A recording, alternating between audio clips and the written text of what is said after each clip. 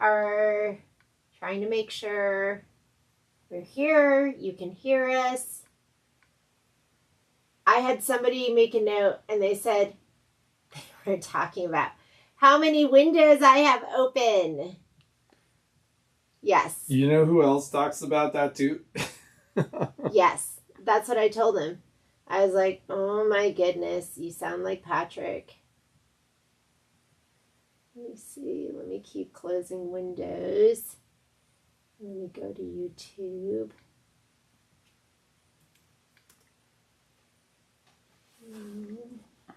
Hang on. I don't see it yet. Oh, wait. You have it right there. Click on it. Click on what? That. Live. Looks like we're live. Right? Oh, there's Miss Rebecca. Can you hear us, Miss Rebecca? Yeah, I can hear us. Okay, hang on. So let me close that. And Jeanne, let's see. It's latent, so, you know, it'll take a sec for it to switch there. I'm just seeing how long it takes.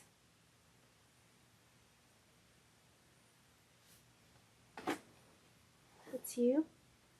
Or is that me? Oh my God. Okay, that took like, what, 45 seconds? Oh, maybe 25, but it's... Good morning. All right.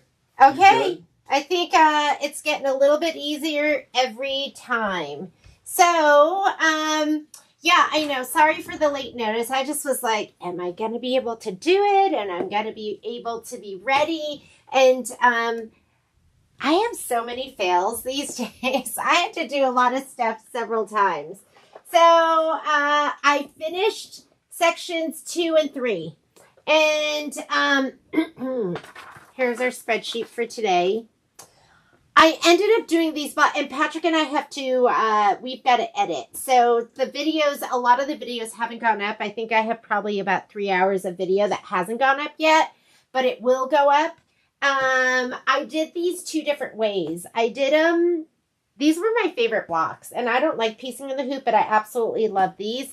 I did it one way where I sewed them together and I trimmed this and then quilted it.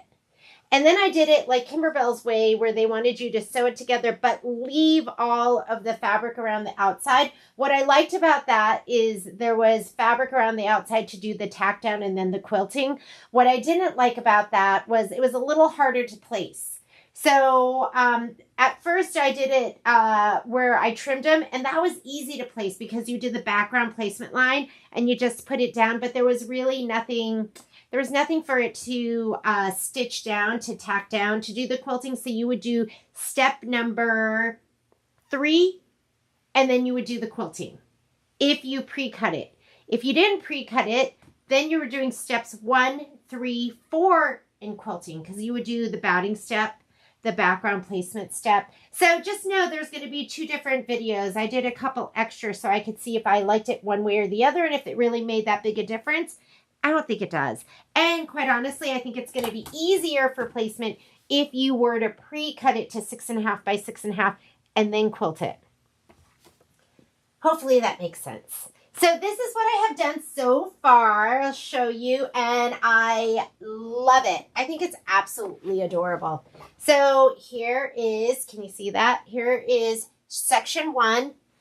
I loved, okay, that's section 1 right up here. I'm going to fold it back. This is section 2. And I absolutely loved this block. This one here with the ribbon that kind of just falls down. I don't know why, but I think it's so much fun. So this block to me was super fun. So, and that's all in the video too. I ended up using Steam-A-Seam. So I put down Steam-A-Seam light 1/2 inch. And then I fused it down, pulled back the paper, stuck these down, ironed them down, and then sewed it. I thought that was easier. And like my glue stick, I feel like, maybe I bought bad glue. I have the Sewalong one. But I feel like the Steam-A-Seam light held everything down. This was the only ribbon that wasn't held down. And, but it's so cute. So I absolutely love this block. And then, so this right here to here is going to be section 2 from the flag. Oh, okay. Let's talk about this. This was an ultimate fail for me because in my head, I did not want to do it as per the instructions. I really wanted to do it where I sewed these together and then this, and then I quilted it all at once where I added in all the stitching. However, I just, right now I could do it because I could measure it and add my quarter inch, but I wasn't sure what the measurements were going to be. So I ended up doing it as per the Kimberbell instructions, but yeah, I'm going to have to edit that video some. But I love it. This is one of my favorite all-time blocks ever. I absolutely loved it. I think it looks so cute, and did it as per the instructions. But I hope that at some point, Kimberbell will be able to maybe add instructions for... Poppy, get down. Instructions. Whoops, whoops. No, sorry. No, no. You got to get down. I have all my cameras set up and like Poppy just decided to get into the thick of it. So I got to see if I can get her out. Come on, get down. I had everything adjusted perfectly and now I'm going to have to adjust it again because she was like literally tangled in the cameras. Okay, so I would have liked it if we had been able to just piece this whole thing and then done one quilting design. I think that would have been just like, for me, that would have been better. Okay, let's look at section 3. This here is section 3. And I don't know if these blocks right here are the ones that I quilted beforehand or after, but they're so cute. And then this right here, I had to fail because I just sewed it together and these lines on the quilting weren't lined up perfectly. They have to be lined up absolutely perfectly. I'm off like a 1/16 of an inch just on this very last stitch right here. And for me, I could live with that. But this was really, really cute. I love this ladder quilt. I think it's super, super sweet. I can't wait to put fun pictures in here. I saw somebody online that was so excited about doing this, and she had changed these into, she had done the picture frame one, this one right here, or all here, and she had, I think it was a tribute to maybe her father or somebody, and it had lots of pictures in there. So you could do that too. You can change this up, and you can add more of these custom picture frames in instead of some of these other ones. But this is turning out to be spectacular and it's so cute. So what we're going to do today, because I really want to get this done this week, is we're going to finish up doing the stitching.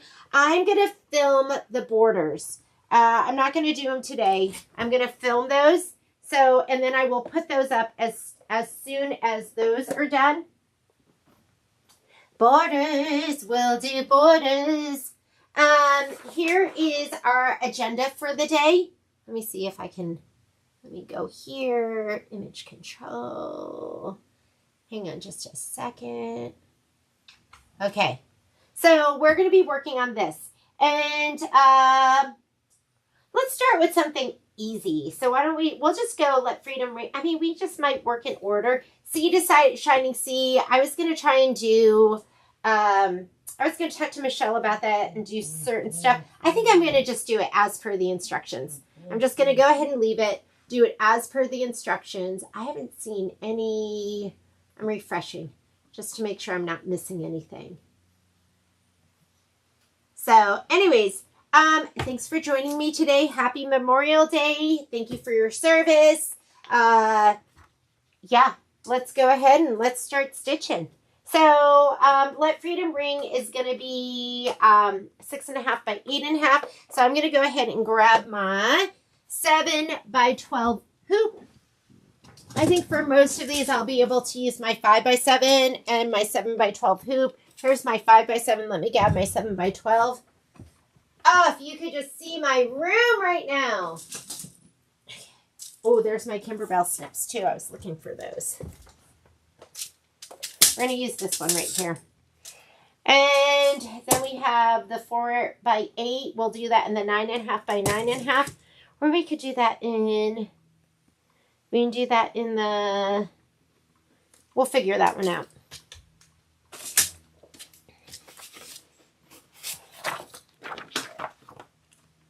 Oh my goodness.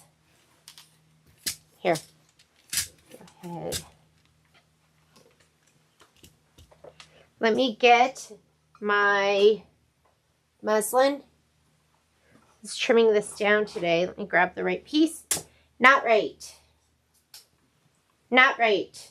Okay, I really like it to be like 11 or 11 and a half inches by with the fabric, and I'm just scooting this down. This one, oh, we can do that. Let's just do this. It's a little skinny, but it'll work. Is it too skinny? I like it that you can get away with too skinny on this. This is probably for my 6 by 10.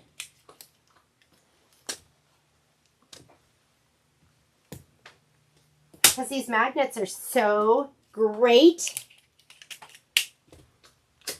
I'm just going to stitch in order. I'm in the mood for something easy peasy today, where I don't have to think too much. I think I've been overthinking.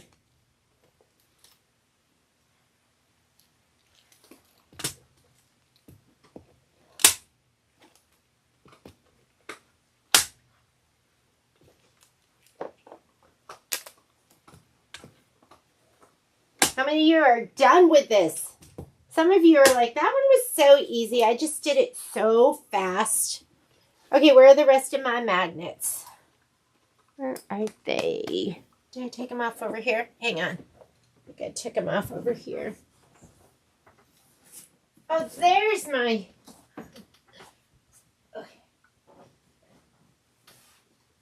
Found my stabilizer.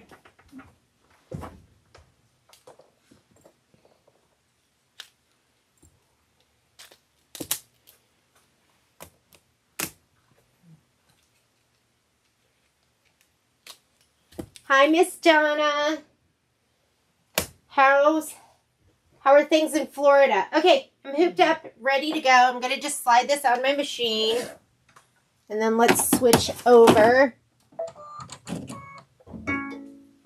me see if I can switch over my camera.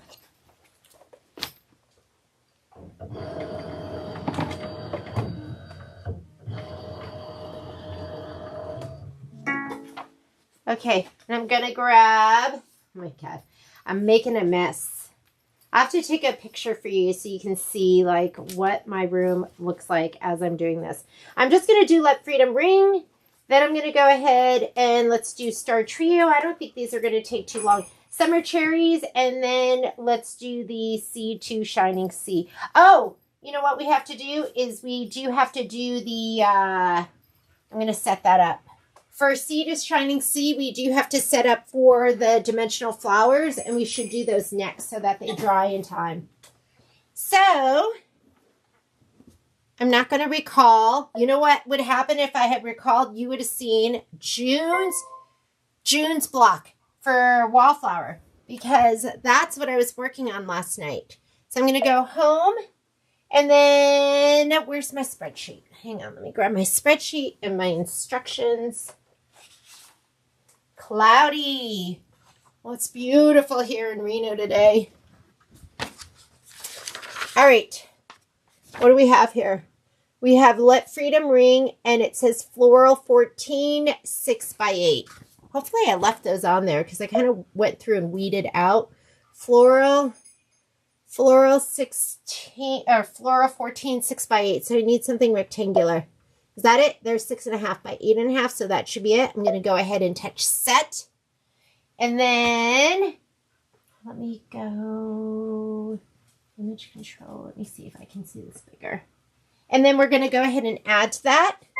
And then the design we're going to be adding is going to be Let Freedom Ring. I have my Clover iron heating up right now because I did scan and cut all of this. So Let Freedom Ring. I think I put just the designs that we were going to be using, and I got rid of everything else. Let Freedom Ring. This one actually might take a little while because there's a lot of word stitching on here. I think this is going to be centered. Yeah, so we don't need to move anything. We're just going to go ahead and touch embroidery, our layout screen. It combines the design. I'm going to go ahead and slide my hoop on so you can see that. We'll just slide the hoop on.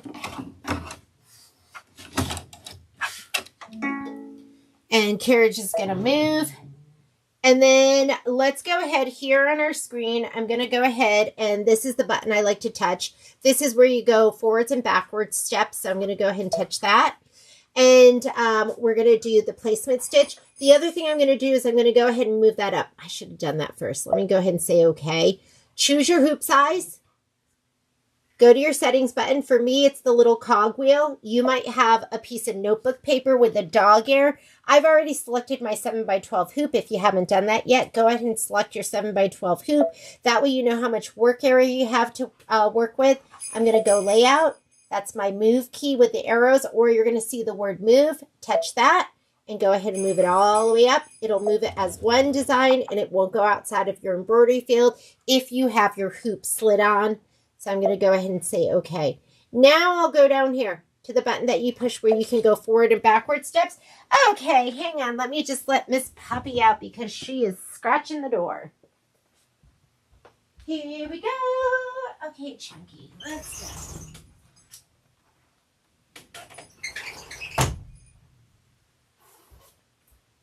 That puppy loves to lay in the sun. And Patrick was saying we shouldn't let her lay in the sun because she is a ginger. And maybe it's bad for her eyes. All right, pick a color you can see. So we're going to go ahead and, here we go. We're going to do our quilting with pearl. Why don't I go ahead, I'm going to put this in. What is this, cranberry? So I'm going to go ahead and put in cranberry.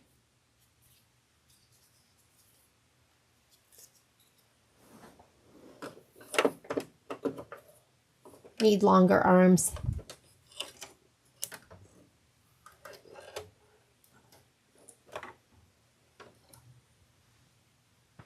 Threader. And then go ahead and hit start. And then while it's doing that, we are going to come on over here to my spray area. Where's my spray can? Doesn't it look so fancy? Okay, God. This piece of, I need a better piece of cardboard because this piece of cardboard looks really icky. All right, let freedom ring. Let me grab the right folder.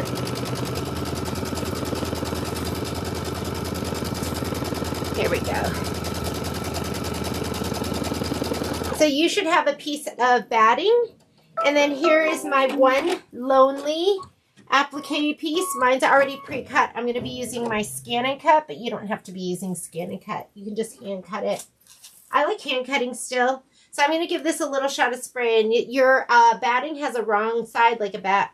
I don't want to say bad side, but it's the side that goes down, and then it has a,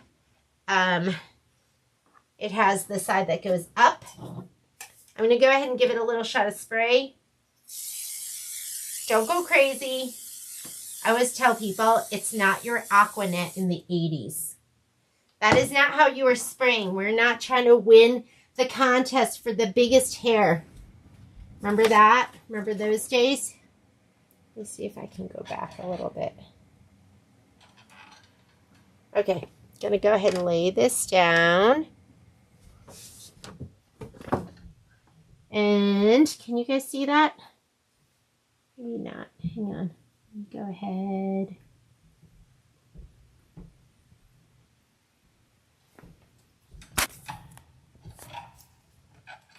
There we go. Okay, so we're going to lay that down, and then I want to go ahead and get my background fabric, and I'm going to lay it around it. And you want to have about 1.5 inches all the way around, or 1 inch.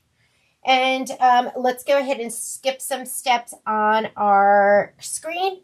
So we're going to come over here, and we're going to skip this step. So this is going to be the tack down for the batting, and you don't need that step because I know you're seeing part of my filming arm. Sorry. You don't need this step because we cut our batting to size. This is the tack down for our background. You don't need that step either because we already laid it down. This is the tack down for our background, and we do want to do that one. So I still have my cranberry thread. Make sure you're not using pearl. You want to use a color that you can see, and go ahead and do your tack down.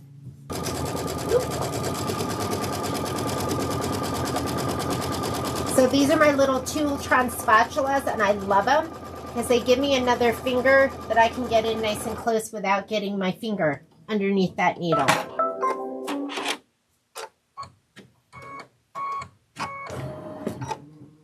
All right. Here we go. Next step is going to be the quilting step. And if you look at your spreadsheet, it's calling for pearl. So I'm going to go ahead and put in my pearl thread, which is like my new favorite color, or one of my new favorite colors, because I love cream. And I like to show, well, you know, I'm not going to show you right now because I have to move the camera to do that. So let's not do that. So I'm going to go ahead and let's put in pearl.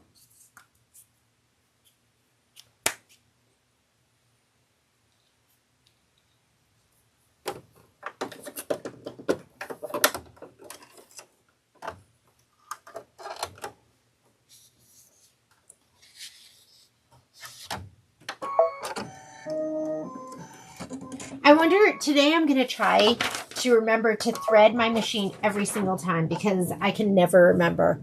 I'd say 30-40% of the time I forget. Is Dana Point? Is that Southern California, Marcia? Good morning, Miss Joyce.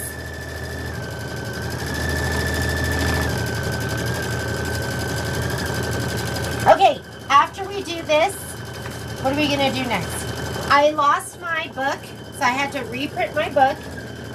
I spent like 45 minutes yesterday. For me, I can't, well, for everybody, you just can't get back time. So when I waste time, oh my God, it makes me so mad. Okay, let freedom ring. So next thing we're going to do after the quilting, you always want to look at your instructions, because right here it'll say after you do your quilting, go to embroidery instructions. So that's really important. So we know we're going to go right to the embroidery instructions, and the color it's asking for is rock navy. So I'm going to go ahead and grab my rock navy, and it says stitch the flag placement line. Rock navy is going to be your darker of your blues, so this one right here.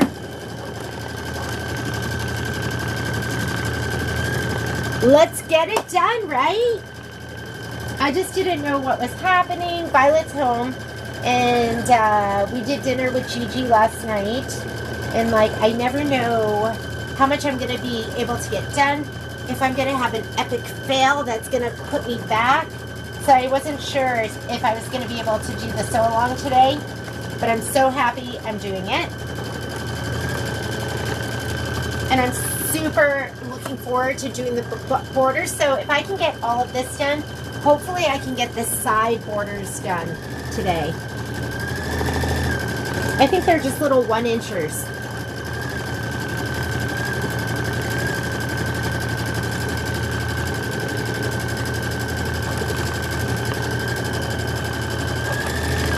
Where are you guys at with the project? Los Angeles and San Diego. Marcia, that sounds amazing.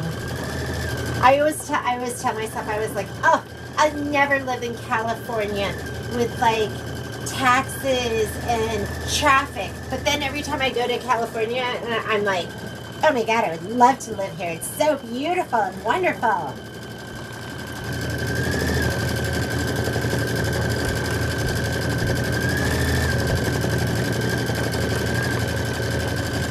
Especially the coast. I love the California coast. This is a, what is this? A 6-minute stitch up. I should probably not be sitting here. Okay, next time, you know, this is what I do. So I like to look at my screen, and then I'll look at my progress bar. So if you look up here at the progress bar, you can see like there's a big section here. That's that navy blue that I'm going to be doing. I'll look at that and go, oh, that's a good time for me to get some stuff done. And so that's when I'll go ahead and get set up for the dimensional flowers, because we do have to set up for that, for the dimensional flowers for, oh, are we frozen?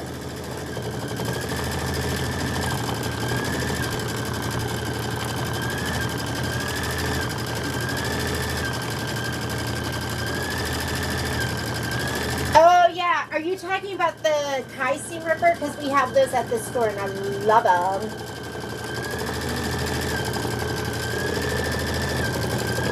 Nice, Miss Joanne.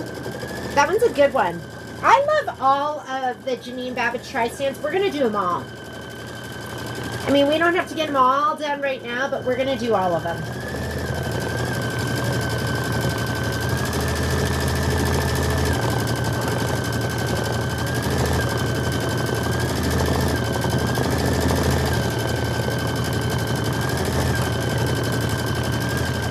You know, that California coast weather too is kind of the best for me. Like I just like 70s. Doesn't everyone? I'm not a hot person. I'm not a beach person. But I like it overcast. Hence, I'm very vitamin D deficient.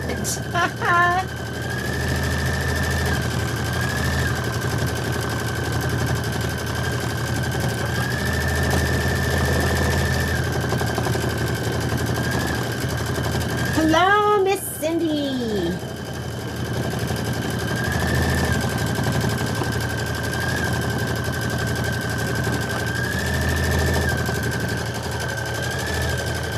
We gotta get this done because I have to finish after we do this.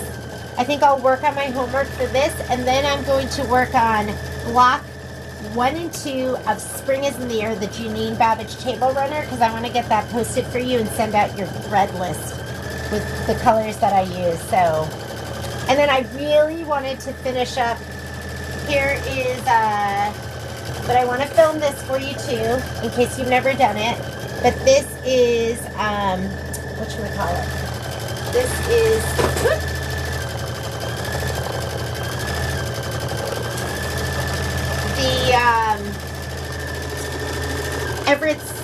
this is Sea of Tranquility. So I did all my blocks. I think one of these blocks is wrong though, which I hope not, but I think there's one wrong. So I did them all. Then now I have to press them all and press them, trim them, and then sew them all together. So much to work on, so little time. And that is why I have UFOs. Okay, we are going to do placement line. I'm going to go ahead and take out my pearl. Let's take out the pearl. You're going to put in your rock navy. You're going to do the placement line for the little flag.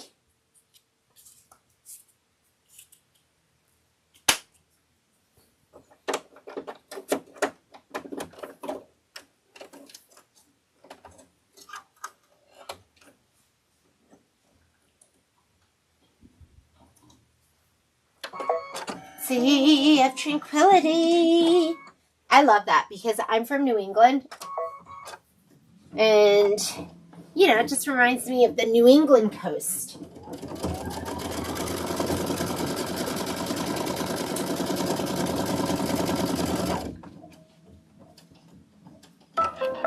Okay, here's my flag. If you are just putting down your applique piece, what you're going to do is you are going to, and I'm just going to do this right here. This is a big no-no because if you forget to put this under and you press right here, you're going to melt the bed of your machine. But I have these great, these are the hoop and press mats, and the ones I've been using are the ones for the snap hoop. And the reason I like them is because they're really thin. They're probably like 1/4 of an inch. And so what I've been doing is I've just been sliding it under. The other thing you have to remember is to pull it out because I have sewn mine down. So the whole time I do this, I go, don't forget to pull it out. Don't forget to pull it out. Don't forget to pull it out. Because if you forget, then you're going to be unstitching. And so those are my 2 warnings to you. But I'm going to go ahead and just press right here. I have my clover iron. I love this thing. I really love the size of this tip. This is not the one that comes with the 2. I think this is the clover 2. You have to have the clover 2. Okay, done. I really was appreciating, and you don't want to put anything under here that's thicker than this because it's really, you don't want to push up on this arm part, but this is just enough to get it under there. Pull it out. Don't forget to pull it out. I'm going to slide this back on. How quick was that? So now on your screen, though, when you go to your screen, you have to skip this step. If you are not cutting it to size, you're going to do this step because the orange is going to be the tack down. So go ahead and stitch out the orange. I've already done the orange, so I'm going to skip. Well, I had it cut to size and adhered it, so I'm going to skip this step and I'm going to go straight to this one. And this is going to be the stitching for Let Freedom Ring. I needed to really start with something easy today. Yesterday, I was just like, you would have been like, this girl, maybe she shouldn't even be stitching. Maybe she should give up embroidery. That's the kind of day. I feel like I keep telling you that. But you know what? I muscle my way through. I go, I'm not going to let this get me down. I'm going to keep stitching. That's sometimes what you have to do. And then I send a note to Patrick, just being, you know, one of those whiny notes because I have to whine to somebody. Okay, so we are doing this step right here. Let Freedom Ring is what we're stitching out. That is going to be 14 minutes. So while it's doing that, I'm going to look at my instructions for... And just remember, I don't stitch these out beforehand. When I do it with you, every once in a while I will. Like I redid those 8-point stars just to see if it made a difference. Because I didn't want to post a video and go, oh, that was awful.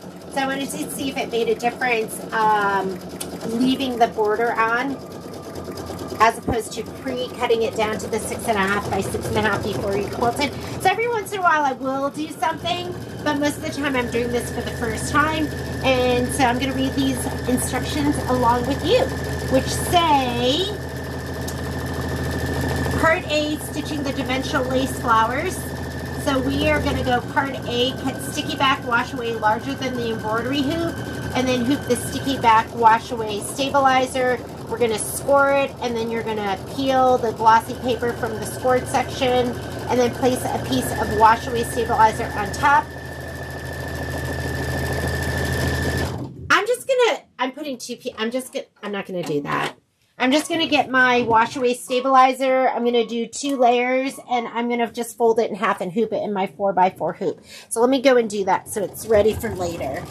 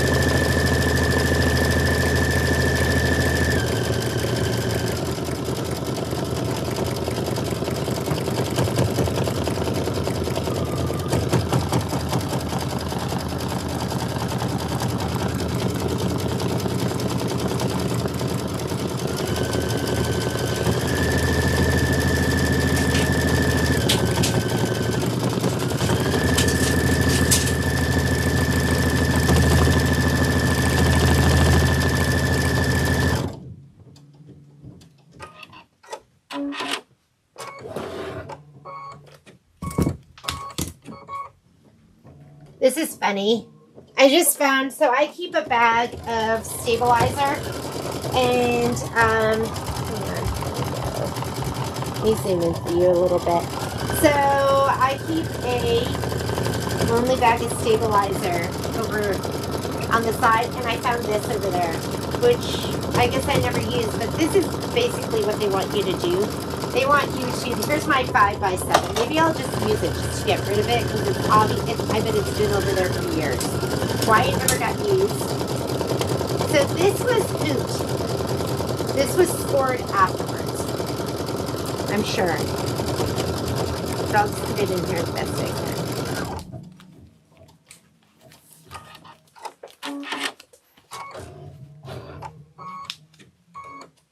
This is called Jeanne is a hoarder and doesn't throw anything away.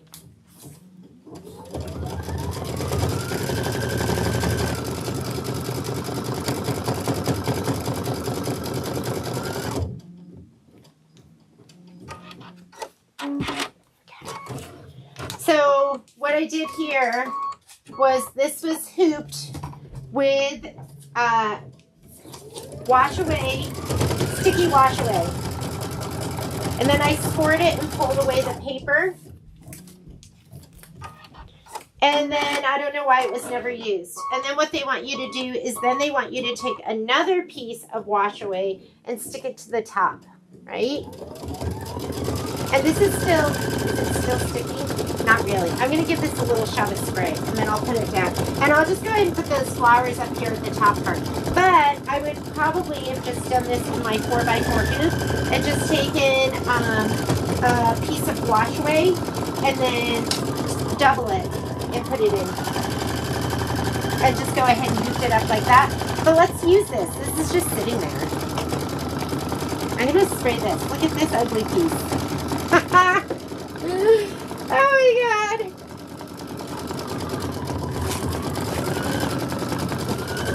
Yes, Jeanne has an issue throwing things away.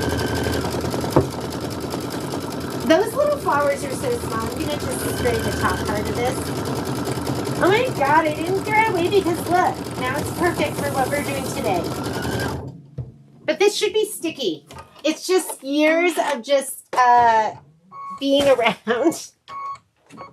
Yeah, I'm going to use it. Why not? Let's just use it.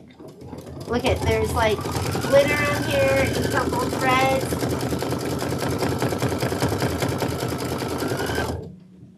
Am I like the worst person you embroider with? Are you like, I'm sure you find it shocking. You're like, I cannot believe she's using it. Why, yes I am. I'm going to put it in like, this is so pretty. This is called, look at the prettiest hooping of leftover pieces with Jeanne. I'm just going to put like that. We'll just stitch on the top part. There's my double layer. So if you're really doing this the right way, you're going to hoop your piece, stick dissolve away. See, it's this sticky. See this? That's nice and sticky because that doesn't have years of dust on it. And then I just put it just like that. Gorgeous. You guys know all my secrets.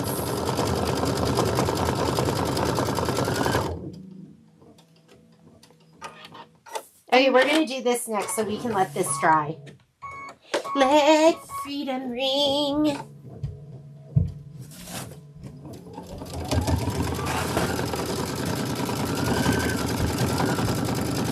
I do want the freedom of not hoarding.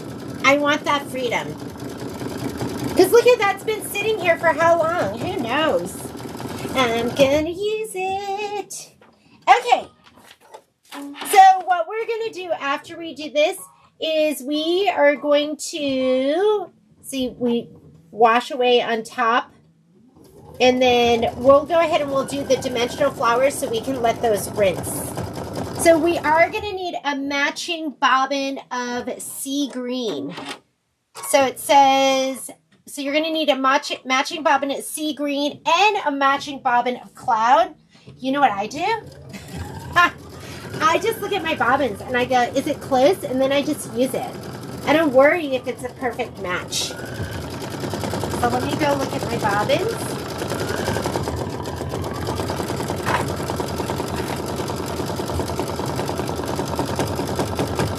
But if you are so matchy-matchy, that is going to hurt your heart.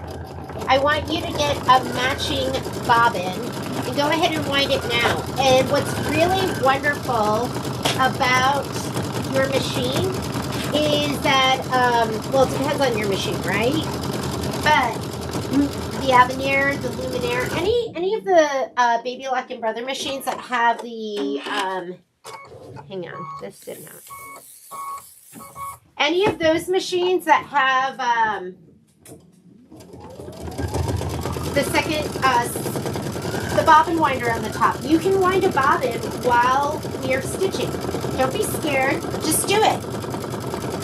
I say that, but I was scared. I was like, does it? And I would tell people, yeah, you can wind a bobbin while you're stitching, but I had never done it. And so the first time I did it, I was like, is that true? Does it really work? And yes. So go ahead and wind a bobbin if you want. It has a secondary motor up on the top. You can be stitching at the same time. But I just look at my my little bobbins and I go, ooh, this one's sea green. I'm just going to use this one. And then light blue. Do you have a light blue one? Hang on, I can't get it out. Well, I have gray. This one kind of looks like light blue, but there's not much on there, so I'm not going to use that. But I'm definitely going to use this. This looks like the sea green. I'm going to use that one. This is when I like to use up my bobbins. And I'm just going to do, instead of light blue, I'm going to do blue blue. I'm going to do this one. I don't even care if it shows. See, there are a couple of things I will break the rules about, where I'm not. I don't have to do exactly what they tell me.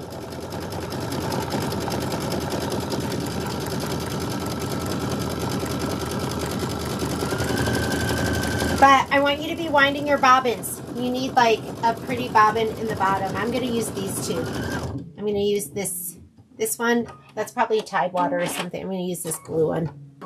That's good enough for me. And then my gorgeous hooping is ready too.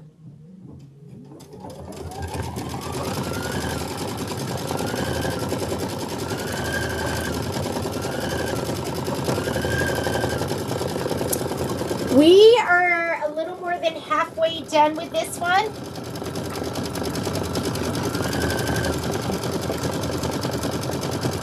I'm super excited about having an easy day with you.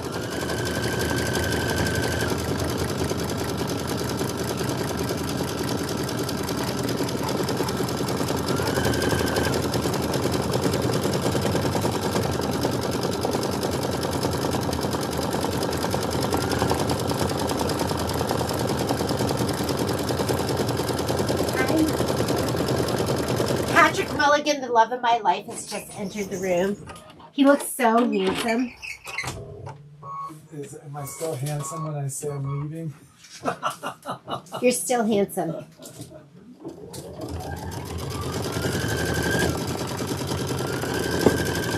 I'll see you. Have fun.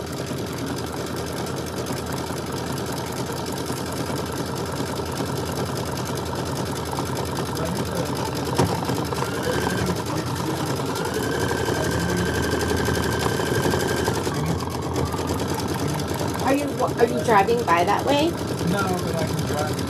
I have to edit. Yeah, I have to edit.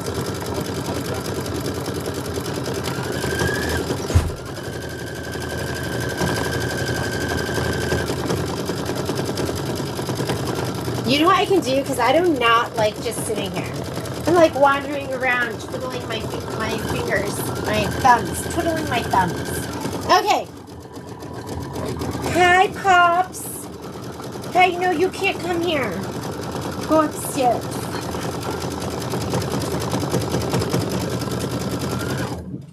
She was in big trouble yesterday. I had to put her on her e-collar and get her because she was bullying Momo.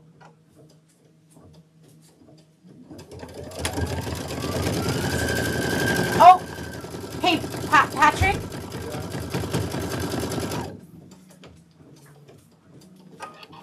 Too bad she didn't have her collar on just then. She's just humping him. I would have gotten her. Okay, so while I'm sitting here, I'll do some of these in the video. But I know this has nothing to do with Kimberbell, right? Here's my tiling scene. I have to pull off all of the stabilizer. And this is the tearaway stabilizer, and it's like kind of hard to pull off and it hurts my fingers. So I'm going to take a spray bottle in case you're ever doing these tiling scenes.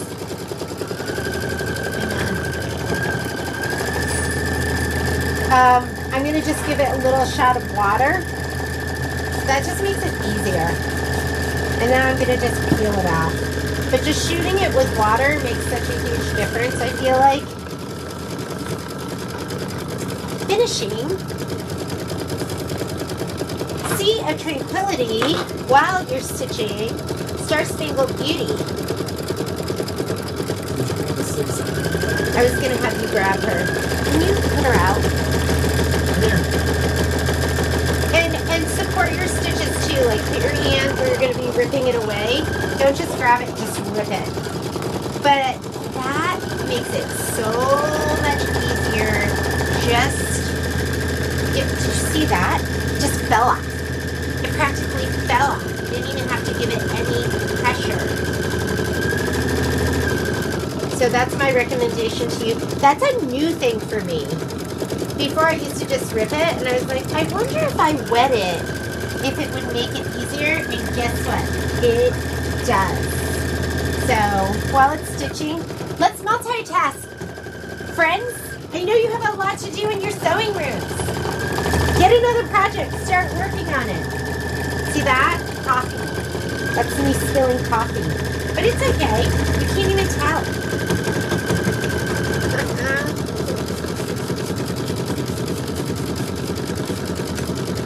Alright, here. I'm going to let you watch the stitching again. You don't have to watch me tearing away stabilizer.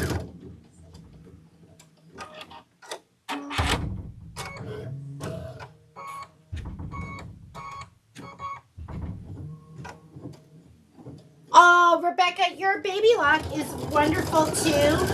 And, I mean, we were just a baby lock dealer for a long time.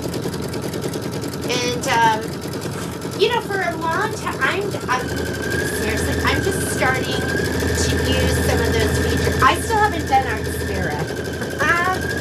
Michelle, don't tell Michelle. I want to get in trouble. But, I still haven't done Art Spirit. But I am starting to use Design Database Transfer. And, Baby Lock has a similar, program. I think it's called Design Database Transfer for Baby Lock. So I want you to start transferring your designs wirelessly, and then you don't have to worry about your USB, where you put it. You don't have to worry about putting your designs on there and losing it. Just put it on your, just leave it on your computer and just transfer it. But I do want you guys to be saving your designs in more than one place. Please do not save it just on your computer. Make sure you save it in the cloud. Make sure you save it on an external hard drive. It's not a bad idea to have it in 2 or 3 places.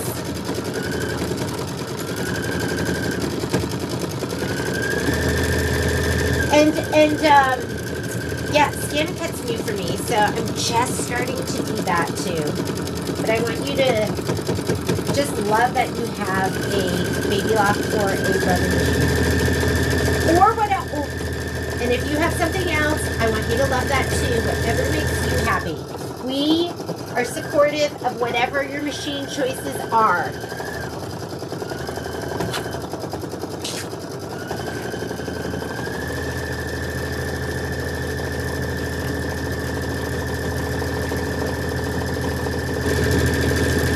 This will help me to do this because I'll go ahead and I'll just, when I do my filming for Sea of Tranquility, I'll film like, 2 or 3, and then these will all be done, and then I can press. I'm going to sew it together. It's going to be ready for tomorrow when I come back to the store.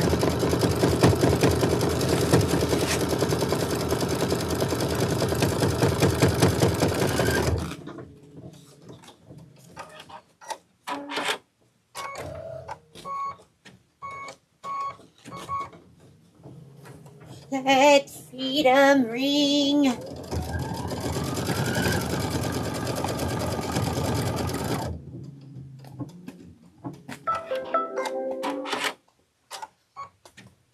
Cindy, I felt like I was never going to get section 2 and 3 done. Man, did I struggle yesterday. Okay, so that is done. And what do we need now? Now it wants dark fuchsia, which I think is going to be cranberry. So let me go back to my instructions. Here we go.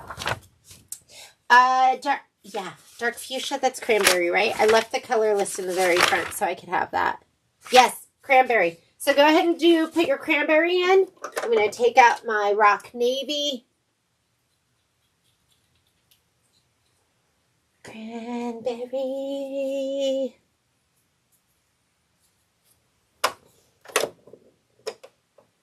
I've been doing all my stitching on my Avenir. It's been wonderful. I'm still like, I don't want to give up my Luminaire. I haven't been able to do it yet. I'm like, Patrick, I need it. I really do. I want to finish filming up the videos. Michelle's doing the embroidery. I'm doing the sewing one, so I'm working on that. That's a for real thing. And then after we do this, we're going to stitch the leaves fill. And the leaves fill are going to be magic mint. So get your magic mint next. So here we're doing this right now. Can you even see that? We're doing that. And then we're going to do the leaves fill right here.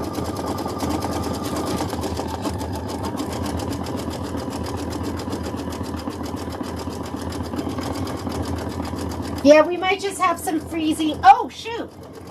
So it wasn't frozen. I just didn't transfer it back over. Sorry.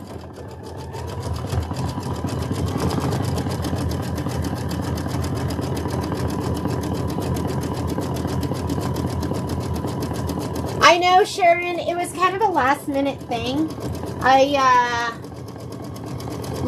Yesterday I was like, I don't know if I'm fit to show them how to do this. I had one of those days. And then last night at the end of the night, I was like, okay, I'm going to do the sew-along. Part of me doing the sew-alongs, if you want to know the truth, it's selfish. Me doing the sew-alongs, I do that in big part for me. Because if I like schedule it, then I have to do it, and then I get my projects done. So I was like, I need to get this done. I'm scheduling it, and then we can sew together. And then I like the company too.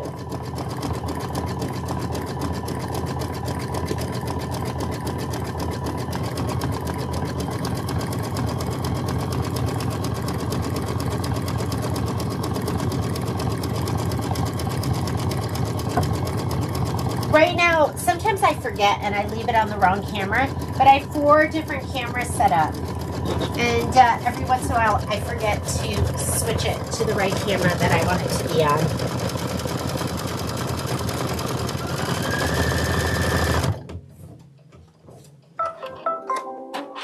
Okay, Magic Mint. Magic Mint. Woo!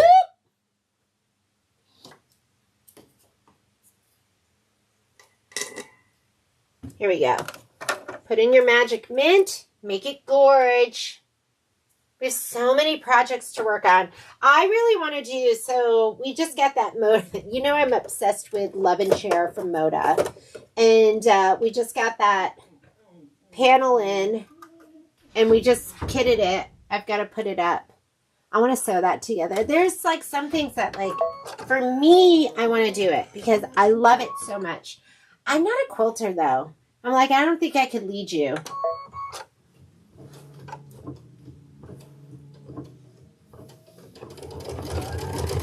You would just, because your skills are so far beyond mine, and then you'd be like, she's not doing it right.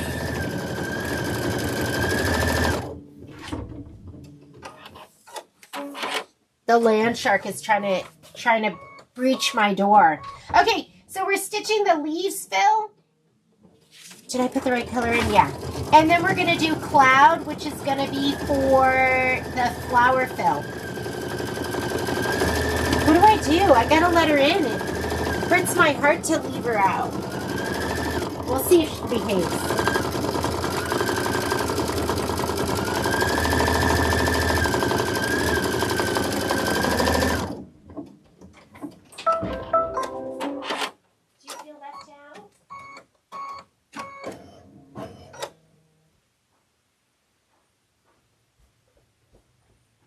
All right, let's put in cloud.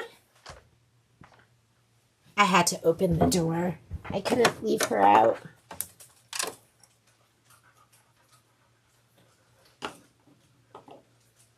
So since Violet's been home, she's been making me breakfast. So this morning, well, I'm going to sound so spoiled. Patrick made me my coffee, and it's delicious. He put it in my cup of I'll have to show you my cup of narcissism. This is the cup that it says be grateful, but he calls it my cup of narcissism because I'm always like, it could have been better. And then Violet's been making me chia pudding, and she made me homemade bagels. Like, she made them. So cute. Because you worry about whether your kids are going to be able to feed themselves. This is my cup of gratitude. Cup of gratitude. And then it says, I am grateful for. But Patrick, like I said, calls it my cup of narcissism. Which just makes me laugh, and it makes me go, I'm just trying to teach you. If you're going to make coffee for me, you might as well learn how to make it right. Right? Don't you guys agree?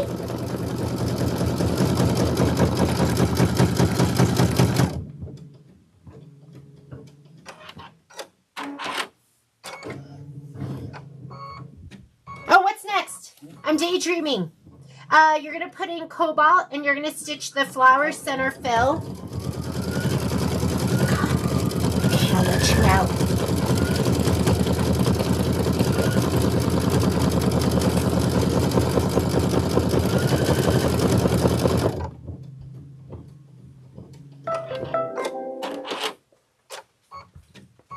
I love this quilt. I really wasn't expecting to love it as much as I'm loving it, and I love it. Okay, cobalt. Go ahead and put in your cobalt. And then we're going to do the star trio because, like I said, I want to keep it easy. First, we'll do the dimensional flowers that go onto, is it C? Just Shining C? The one that's going to be, and then I'm just going to do it just like they call for in the instructions. Like, I was thinking, should I scan and cut it? Should we make it bigger? Like, how should I do this? And then I couldn't decide. So we're just going to do it as per instructions.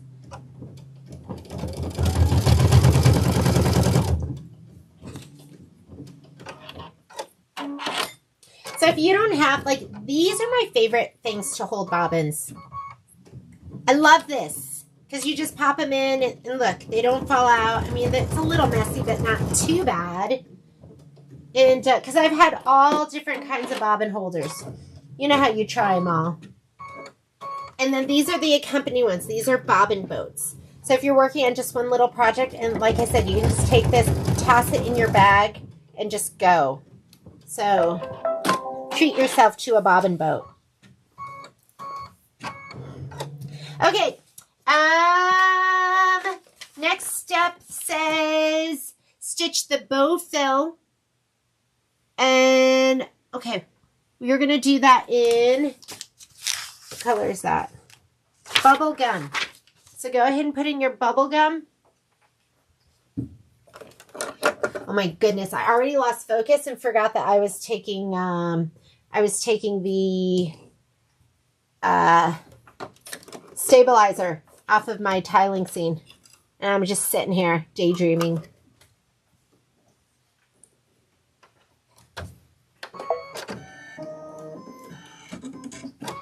Last night we went out and our neighbors, we have wonderful neighbors across the street, but they travel a lot, so we never see them. And then last night they were like, let's fire pit. So they came over and we sat out front. We have a fire pit in the front of our house. And we specifically put it in the front of the house in hopes that our neighbors, because we love all our neighbors, would want to come and hang out. And it works.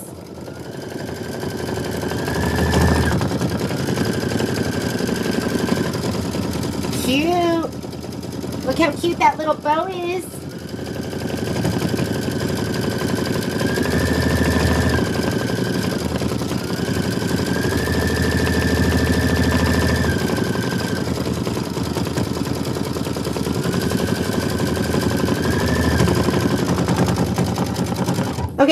Next up, after we finish this, we're going to do the dimensional flowers for C2C.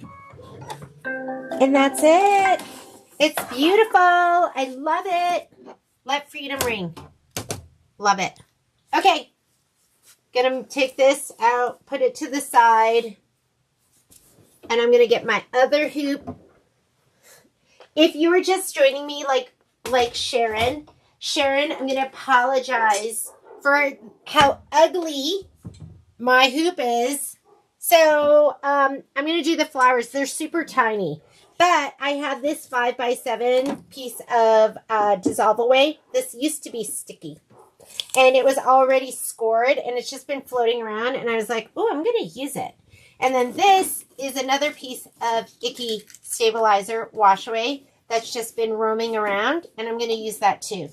So, and I'll just take my design and just bump it up to the top. It's not even sticking, but it's fine. Look at that. Okay. Let's go to our computer and then, my screen. I'm going to say, okay, to finish this. And I'm going to change to I hate that. I'm going to take this off. You have to take off your hoop.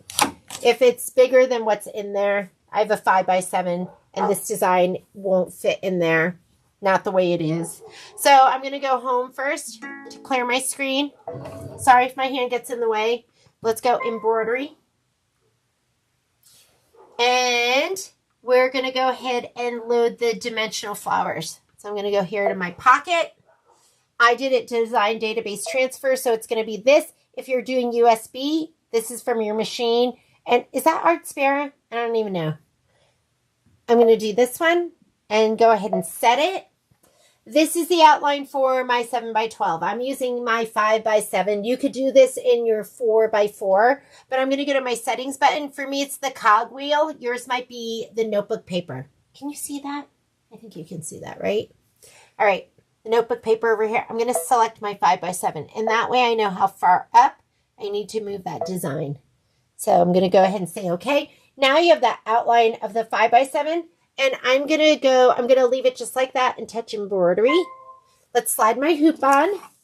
Sliding it on.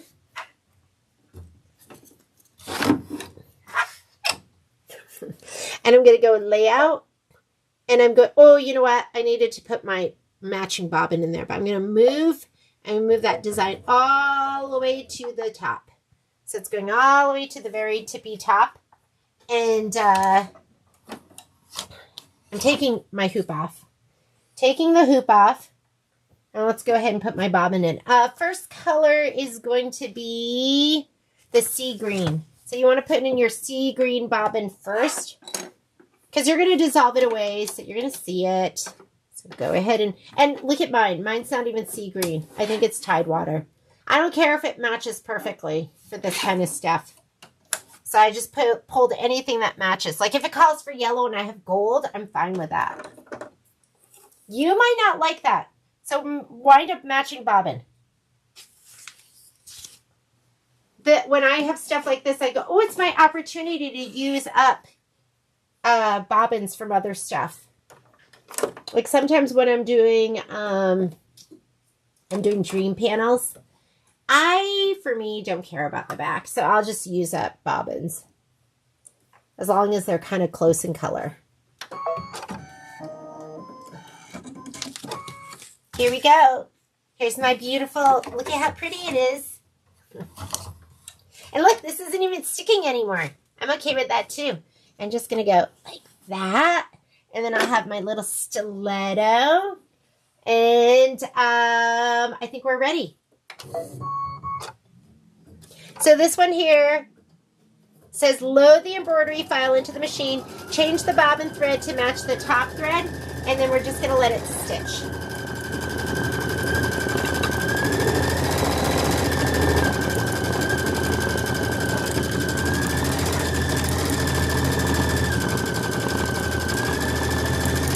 If you like your content, I always forget to ask this, but if you like what you see like this, then give me a thumbs up and share and subscribe. I'm going to try and get better at mentioning that because it makes a difference. I don't know how, but I think it makes a difference.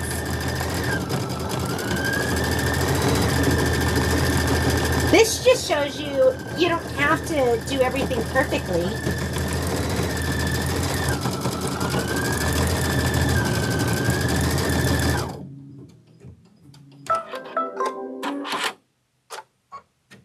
And you know, I know like Dana, she's one of the gal that works with us, and I love Dana because she's an outside of the box thinker. I'm very inside of the box.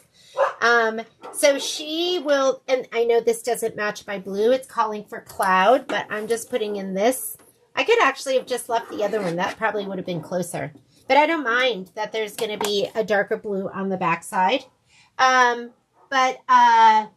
Is it cloud that we're using next? Yes. She'll, like, a lot of times I'll notice with her stuff when she does her samples, instead of doing, you know, 2 flowers, she'll do like 6. And then she'll add them other places. So feel free to embellish and do more and put them everywhere. Because I was just doing this going, oh, I should probably do double. Then we could put them other places. All right, I'm going to slide this on. Yes, my second layer didn't even need to stick because this has been rolling around my sewing room for so long. All right, I'm just going to go ahead and hit start. And it's going to do my blue flower. Oh, I didn't hit my thread button. Okay, that's 1. Let's see how many times I do that today. I am going to go back to the beginning of this. And the reason for that is, well, it just might matter. So let's go back to do that. You're going to hit this button here where you go forwards and backwards stitches. This will go to the next color. This will go to the beginning of the color that we're in. If I hit it again, it'll go to the beginning of the previous color.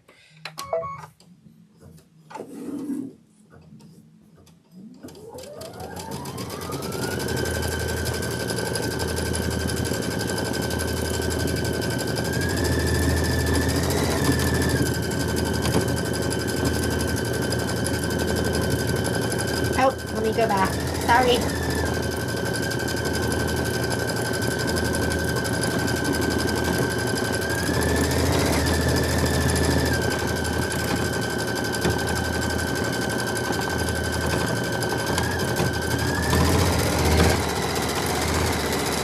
After I'm done with these, I'm going to go ahead. It says remove the project from the hoop, trim the stabilizer around each flower, be careful not to cut any stitching, and then you're going to dissolve. So after I finish this, I'll take this over to the bathroom and I'll dissolve all of that stabilizer. Hi, Momo. Hey, buddy. And then it'll be ready for when we do C to C. And I think it would have been fun to do more flowers.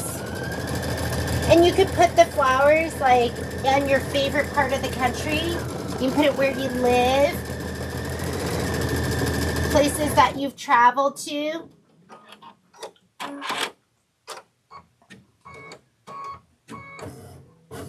Okay, those are done. I'll go ahead and I'll trim around these. And then I'll, you know what else we could have done is we could have put Mylar in there. I always love putting Mylar. Anytime it has anything that's kind of airy, Mylar's always so great. All right, those are done. Let's go ahead and let's do our next block. What's our next block? Let's come on over here and look at it. Should we do Star Trio? Let me see. We're going to do Star Trio. What hoop do we need to be in?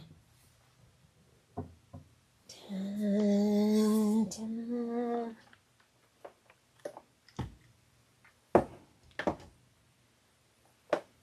Marlene, I'm wearing my, Marlene's probably not there, but I'm wearing my pajama shirt. I'm still in my pajamas. Because you know what? I don't care. I don't care if I wear my pajamas all day long. All right, Star Trio. Let me see if I can clean up a little bit. I just want to be comfortable, right? Let's be comfy. Let me see.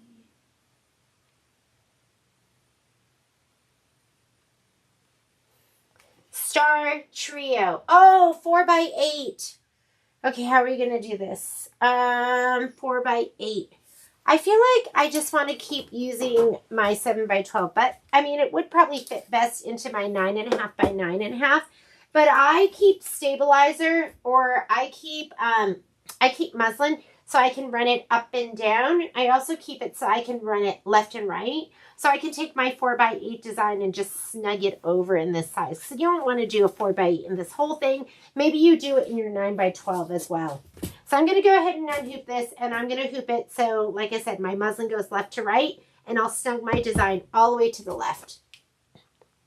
Yeah, Marlene sent me this t-shirt, and it's called Pajamas. I don't know if you, I'll show it to you later. But it has a picture of me, Patrick, and then Momo and Poppy. And we're all in bed. Pretty accurate. I love that. So cute. Just adorable.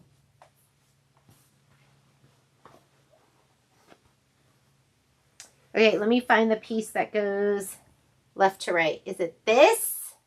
No. Is it go this way? Could be. If I have another one that's like perfect for left to right. Oh, here we go. There we go. I'll use that.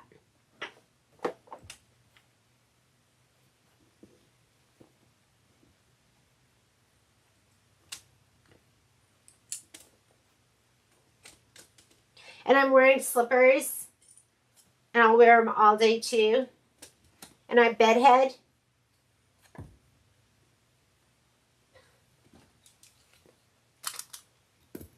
Right? It's my day off. I just want to do what I want to do. And my dogs are barking and being neighborhood nemesis. Okay, so this way I'm going to go ahead and scoot it over. They are just very alert. I'll shut my door. Hang on. I just love the fresh air. I love my dream room. I was telling Patrick, I go, our house that we live in, like the house we live in right now, it's pretty much my dream house. But then I go, but if I really had a dream house, because the dream house would be like ridiculous and like all the things that you'd want, I would definitely have like, maybe my sewing room would be a glass dome. In Elfland, like, you know that scene where, in the Lord of the Rings, where they go to the elfin world, and it's right by those waterfalls? That's what my dream sewing would be. Maybe I'd be in a tree house. Okay, I'm going to go slide this onto my machine. And I'll go shut my door so you don't have to listen to the mangy mutts.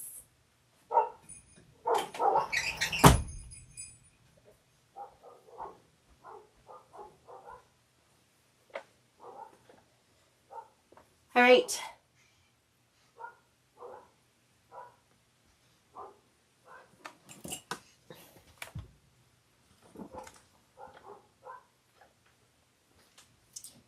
But I would definitely have, like, part of my sewing room would be a huge screened-in porch. When we did that, we asked, like, what your sewing room, your dream sewing room, and a lot of you said you'd want, like, it would include a view, or it would include, like, water, or you would, like, be near the ocean, or something like that. I would totally have a sewing room like that, right? I would want... I don't like water. I love water. I like being near the water. I don't like being in the water. I'm scared of the water because I'm not a very good swimmer. Okay, let's come on over here. Would it be easier? I'm going to see if I can make my screen not so bright. Screen brightness. Like, I turn it up for me. I love it at a 6. Your default on your screen is going to be a 4. So here's screen brightness, and that's the default. which I'm sure you can see much better. But I'm going to go down. Maybe I'll go to a 2. Can you see better that way? Oh, yeah. You can see that much better. But when it's just me, I take my screen brightness all the way to a 6 because I think it makes it easier for me to see. But for right now, I'll take us to a 2. And we'll see. Or maybe we'll go to a 3. Maybe 3 will be easier for you to see and not so much glare. All right. Let's go ahead and we're going to say okay to get out of that screen. I'm going to hit the home button. Is it okay to cancel? We're going to go ahead and cancel that. Oh, and I can't forget to rinse my little flowers. And we're going to load the next design. How are you doing? Are there any questions? Is there anything I can help you with? Donna and I are still in. Yeah, Donna. And I think if I don't leave the house, I'm staying in my pajamas all day. Okay, Star Trio. And you should see my ridiculous slippers too. And they're really ridiculous because Poppy took a bite out of them. Here. See what Poppy did to my slippers? Evil! I got these on Free People because they were on sale. I can't resist a good sale. Okay, embroidery. We're going to go here to the home button. And then we're going to go, I'm doing Star Trio. So we need Stars 11, 4x8. Stars 11 is a little bit more flourishy. And it's going to be a little longer and skinnier. I think this is it. 4.5 by 8.5. Sorry, this is in your way, but you can see it, right? That's the one we want. We're going to go ahead and set it. And look, doesn't fit in my 5x7. So I'm going to go to my settings button. I'm going to choose the 7x12 hoop. Always choose your hoop size so you know how much area you have to work with. And now we're going to add the next design, which is going to be the stars. Add.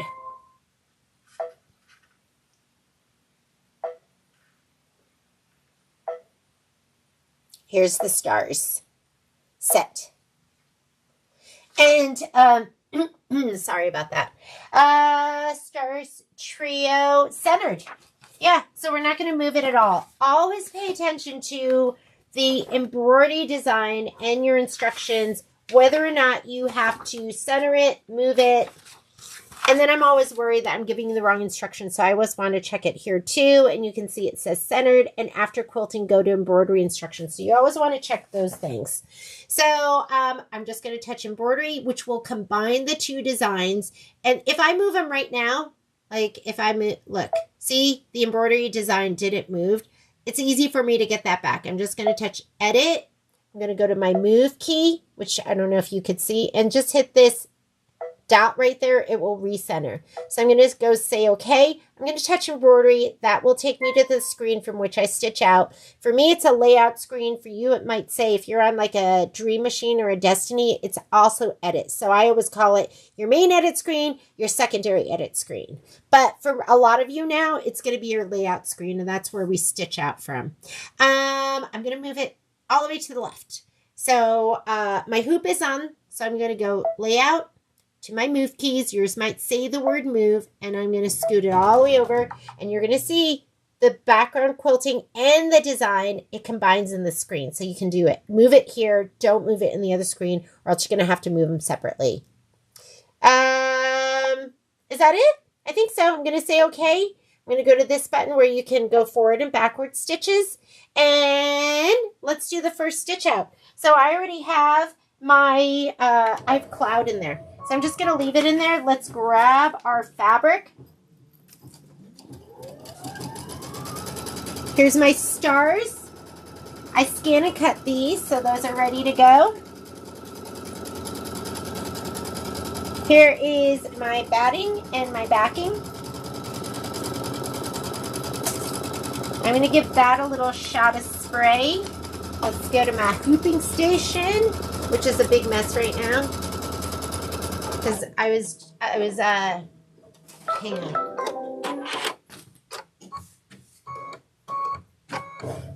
Not my hooping station. It's my spray area. Here we go. You see that? Okay. I'm going to put in my batting with the nubbier side up. That's be that one. And then here's my background fabric. And when in doubt, look on the floor. I dropped my can of spray. This is the spray that I use. So it's Ganell KK100, and it's my favorite, and it's the economy line, which is like 15 bucks. The regular one is like 30 bucks. And honestly, I've never bought that one, but I'm like, this one's so great. Why would I buy that other one for double the price? So I just get this one. What's this? Something icky there. All right, let's go to the machine. We're going to go ahead and put this down.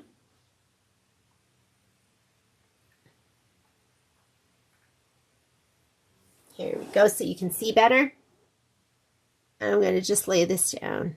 I mean, we have some wastage here, which I don't like this down here, but we are scooting it all the way over. So I think we're saving as much as we can. I could have gone up to the corner, but what am I going to do with the bottom part?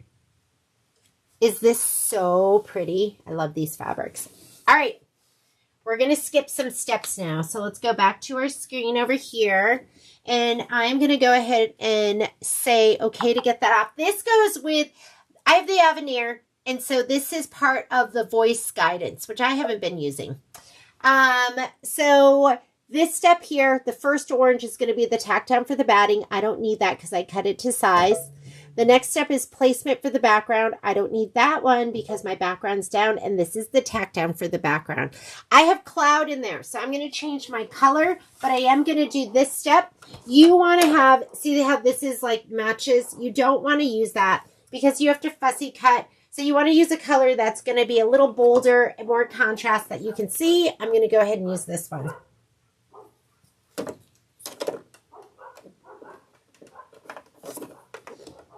It's time for somebody to put on their bark collar. I have a bark collar for them. I just use it with, it will emit a sound when they're barking. Okay, here's my tack down. I think that's going to get put on them in just a second.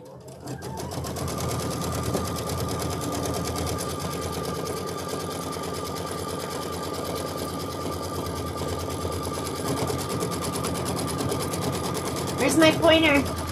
Here's my little guy.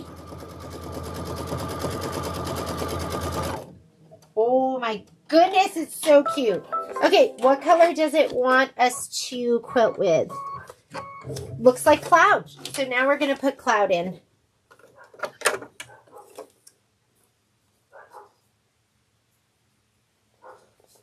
You have a question. Joyce says, I can't delete a design from the screen, but can program a new design to work.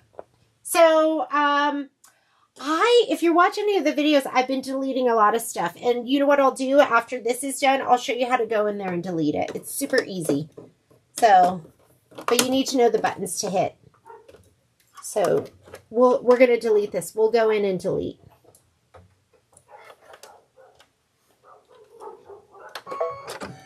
Who is out there making these dogs crazy? Okay, here's the quilting design.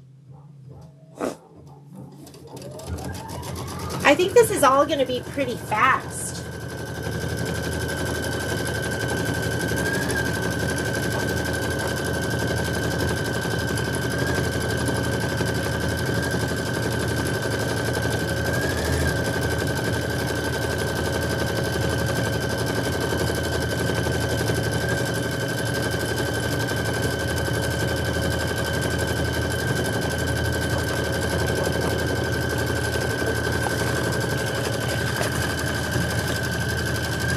I'm going to go ahead and cut these out while those are stitching. They're my little scissors. Hang on, sorry, you're seeing the back of my head.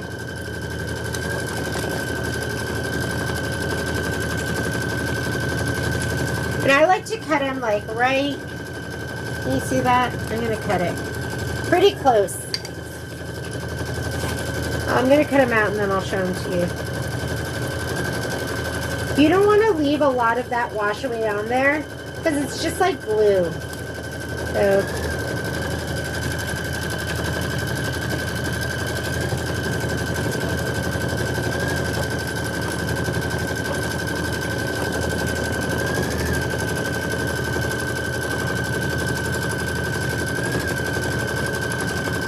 So they look like this now.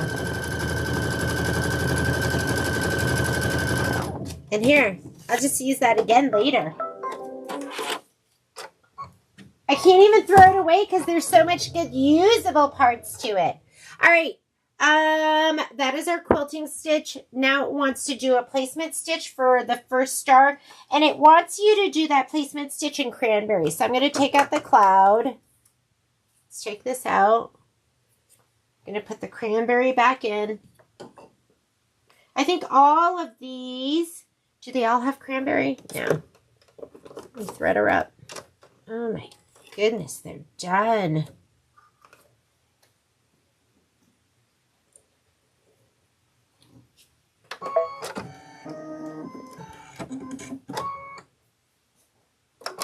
First placement line, and then we're going to place the star.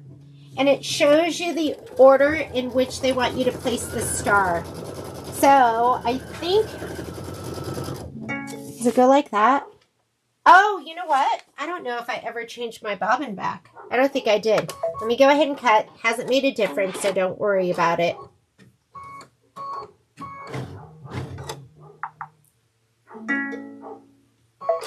Hang on, I'm trying to push the buttons on here. I gotta deal with those dogs. Hang on. I'm gonna go ahead and take this out. I forgot. I'm going to go ahead and put my white bobbin back in.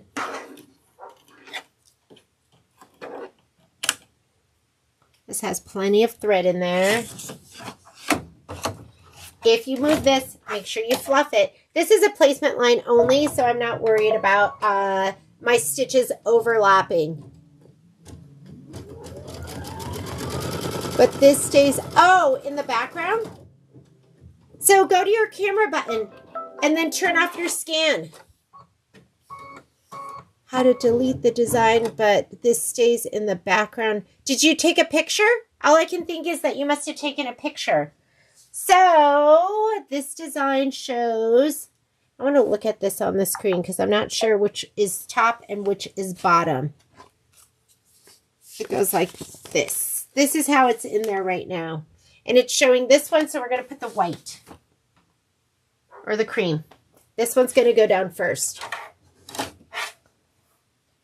If it's in the background, all I can think is that you've taken a scan.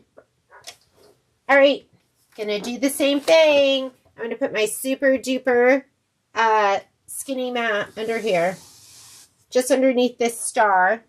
And I'm going to use my clover iron. We're just going to adhere it down.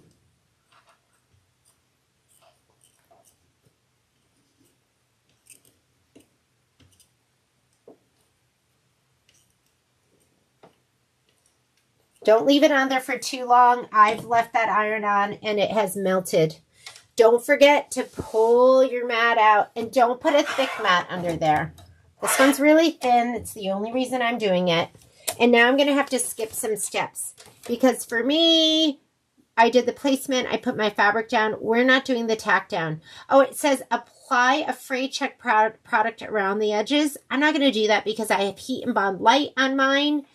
Trim the fabric close to the stitch line. So I'm going to skip this and I'm going to go to right to step number 3. But you are going to do step 2 and 3 if yours is not cut to size and you didn't adhere it down. So on my screen, done, hang on my screen right here, I'm going to skip this step because that's the tack down and trim. And I'm going to go to the next step, which is the stitch down. I'm going to go ahead and stitch it. Remember, remove this if you're popping it under like I am. And like I said, do not use a thick mat.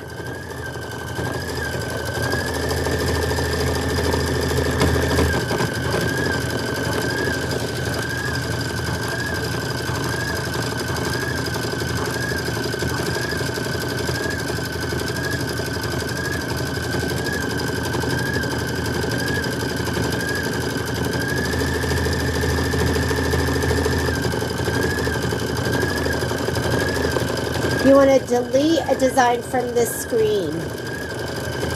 So you gotta, if it's just the design, you have to make sure it's selected and just hit delete.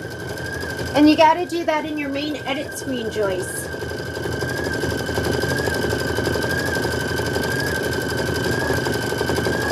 Oh, sorry.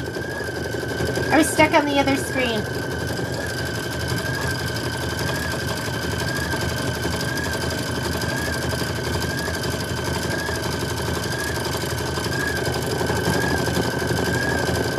Okay, next stitch out. You're going to use rock navy. So get your rock navy. The next star to go down is going to be this one. Hopefully I can remember to go to the right screen so you can watch it. That's the only problem with having a lot of screens. Sometimes I forget to switch them over. Okay, I'm going to put this color in next.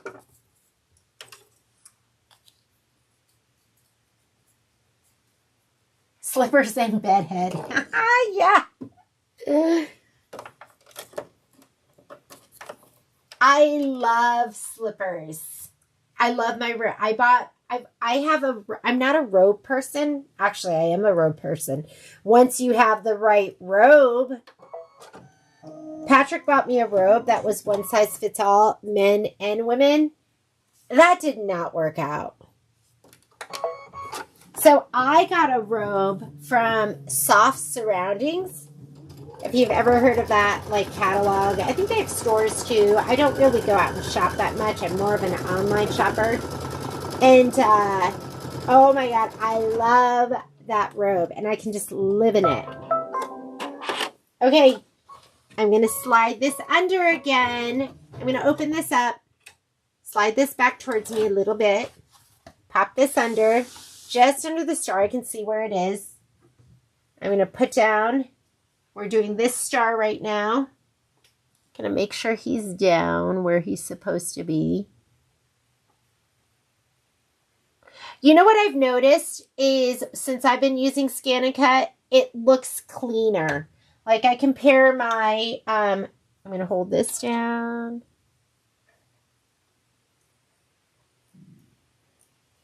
Everything looks cleaner. And I really thought I was just like so great at appliquing that my stuff looked so good and I didn't think it could look any better. Well, it does look better with me cutting with my Scan and Cut. And I think everything that I've done before looks great too. I'm not thinking that it doesn't look great, but it looks even better with my Scan and Cut. Okay, I'm adhered down. Pull out the mat. Don't forget to pull this out. I'm going to slide this back on. I'm going to skip a step. If you are not pre-cutting these and fusing them, you're going to do the next step, which is orange. You are going to do this tack down, and then you're going to trim. But I'm going to skip it because I did Scan and Cut, so I'm going to go to the next step.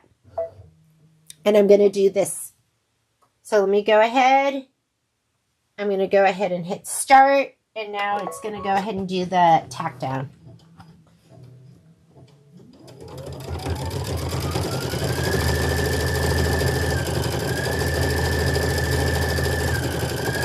And then we have one more star to put down. And that one we're going to do the next one in pearl. Same steps that we've been doing. I feel like there's a lot of upfront work with Scan and Cut. Like just preparing everything. I need to go rinse these. I'll go rinse these in just a little bit. But I don't know. I feel like it's worth it.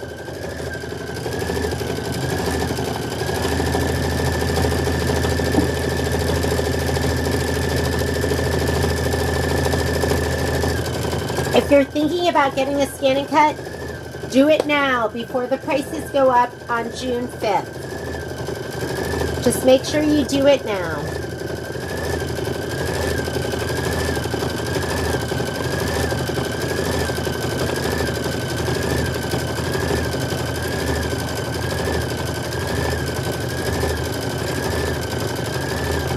And if you're not ready for a Scan and Cut, I totally get that too.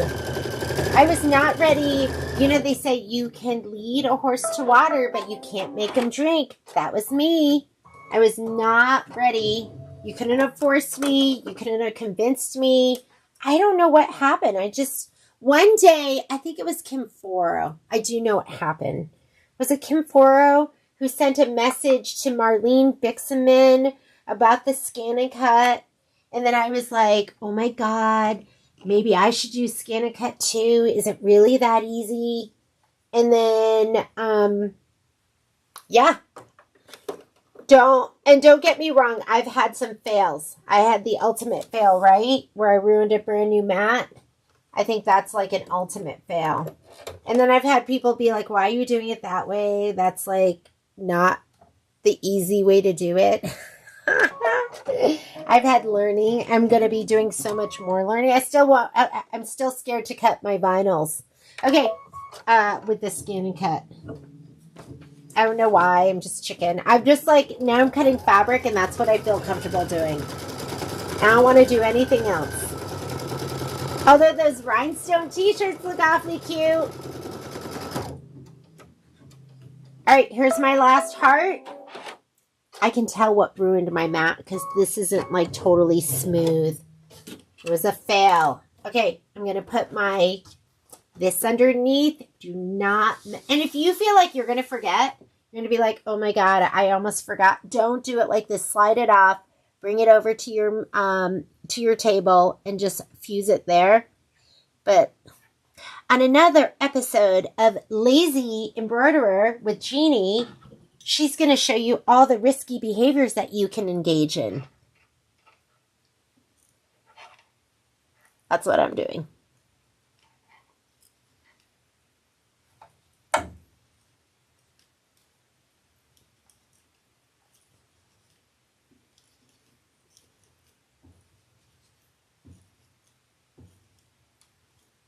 I want those tips to be down.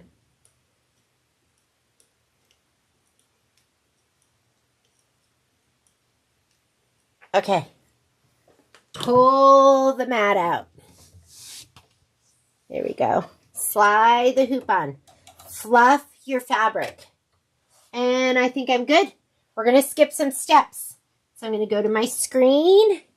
This one is the tack down for your background fabric. I'm not doing that. If your start is not cut to size, please do this step. If you're doing scan and cut, skip to the next step. And that's going to be your decorative tack down. And I'm just going to go over here and we're going to hit start.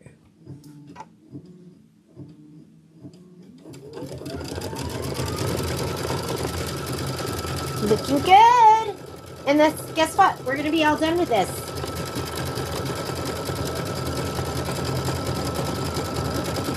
Okay, I'm going to go rinse these out really quickly. I might not be back when this start finishes, but I'll be right back. I'll try to do it fast.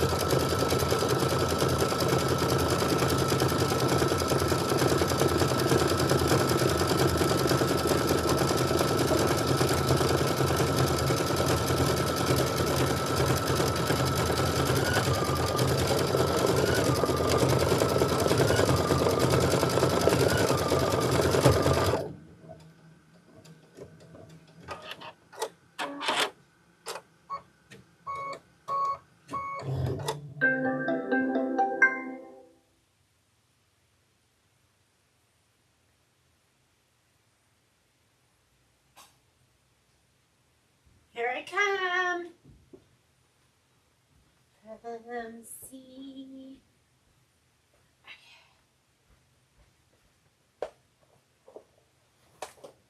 Oh, I love it. And I just love how simple it was. And here are my two little flowers. So I'm just going to let those dry and trim away any of those icky threads that are left over. And we are ready for the next stitch out. So let me come over here to my hooping area. Oh, Joyce. Joyce wants to know how to get rid of a design, I think. So let's go back over here. So on this screen, let's say I want to get rid of any one of these. Maybe I want to get rid of the background quilting. I'm going to go to, I'm going to say okay to get out of this screen. This is my main layout screen. This is the screen from which you stitch out. You can't throw away either of these in this screen, can you? So we're going to hit return, and you're going to throw it away in your main edit screen, and you can decide which one you want to throw away. So right now, the little circles are around the stars. So if I hit the trash can, it's going to get rid of the stars. You can hit your select button, or I can touch the design behind it. Now, if I hit delete, it's going to get rid of the background quilting. You can also use these buttons right here, which are your select buttons, and they'll go between as many designs that you have on your screen as possible. So I'm just going to separate to make them easier. So now you can see I can get rid of that, or I can get rid of that. So if I want to get rid of this, just hit the trash can. You have to be in your main edit screen. Hopefully that answers that question, Joyce, that you have to be in this screen. Once you hit embroidery, now we're in our layout screen, and you're not going to be able to throw things away. You have to hit return, be in your main edit screen. All right, we want to start fresh. We're just going to touch our home button. You can't see any of these because my filming arm. Sorry, I'll figure something out for next time, but I'm going to touch my home button. That's going to clear my screen entirely. Let's go embroidery. And what's next on our list? We're going to do summer cherries. Before we do summer cherries, I'm going to go over here to my hooping area, and we're going to rehoop. Summer cherries. Joyce, did that answer your question? Hopefully it did. I don't know if it did. Okay, here's my summer cherries. We're going to do these. I'm just going to put that by my machine. And with your spreadsheet, and I did do a new spreadsheet, which was just for today. So let me go here, image control. All right, summer cherries, 6x6. So we're going to use the same hoop, but I'm going to get my muslin that's running up and down instead of left to right. Let's go ahead and take these off. I got yelled at because I put my computer down like right on one of these hoops. And Patrick's like, no, the magnets. Oh my God. I am not good with that stuff. I got so scared, and I'm trying to be really careful now not to get my computer. Like, that would be awful, right? To have to, it would just be awful to have to get a new computer because I laid this down on there, which need to be careful of that stuff. All right, we're going to lay this down. Let me make my screen big for you so you can see it.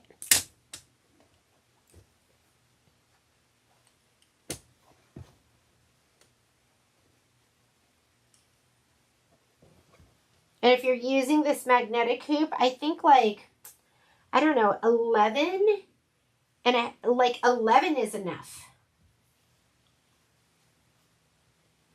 How are we doing? Everyone good? Let me just see, make sure nobody has any questions. So this week, what do we have for sew-alongs? I think Karen's doing hometown. She's doing hometown on Friday. I'm going to do wallflower next week, is wallflower June block. I just stitched it out last night. I've done it I've done it 3 times because I did it twice. You're going to do 2 of them. I did 2 for Minky Kim, my Minky Kim fabric, and I did 1 for the Kimberbell fabric, and then I'll do 1 more with you guys. I am putting together fabric for another Jeanne Babbage. It's the welcome one. Oh my God, I bought some amazing fabric for that. Okay.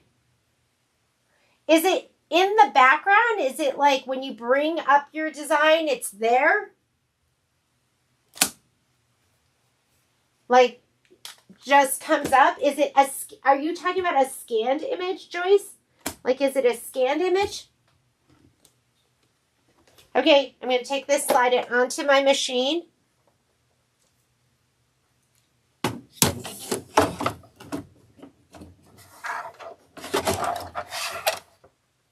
And let's go back over to our machine.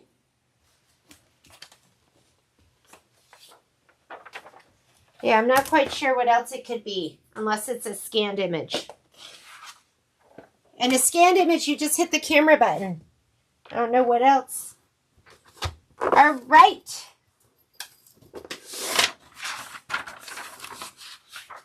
All right, we're going to go home. Or I'm sorry, pocket. Let me get you to the right camera.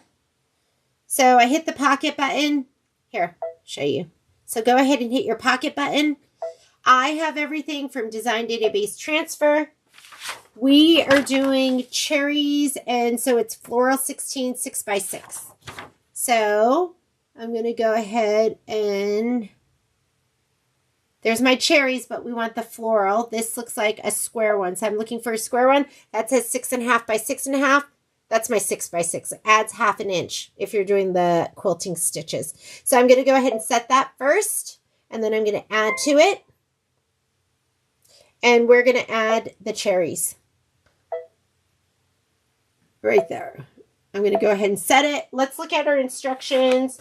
And my instructions say centered, but I'm always scared that I'm going to have written that in there wrong. So we're going to look here too, and it says centered. And we're also going to look at after quilting, go to the embroidery instructions. So we just want to confirm all of that. We are done. I can tell this is my 7x12. So we're going to just leave that up there. If you haven't done it though, go to your settings and choose your hoop size. If you have an image back here, then let me move this out of the way. There's your camera button. You can just touch that. And mine doesn't have it on there because I don't have any scans, but you should have something on here that says on and off. So just go to, so right here, Joyce, go to your camera button. If you've scanned something, I don't have anything scanned, so it's not coming up. But there should be, do you have an on and off button? There should be an on and off. You're just going to hit off, and that will get rid of your background image. So I'm going to go ahead and close this to get rid of that. Sorry, this is going to go back down again. And now I'm going to touch embroidery. Yeah, just turn off your background image. You can also do it in settings too if you want to do it, but the easiest way to do it is right on your screen. All right, these are combined. I'm going to go layout, move. I'm going to scoot it up. My hoop is on. It should not go out of my embroidery field. And I'm going to go ahead and say okay. And then I'm going to go here to this button. That button will allow me to skip steps, and we will be skipping steps. And let's put in a color we can see. Remember, your background fabric is going to be dark blue. So I have pearl in there. I'm just going to leave pearl. Pearl is going to be the easiest to see. Might be difficult for you to see right here a little bit, but how's that? Can you see?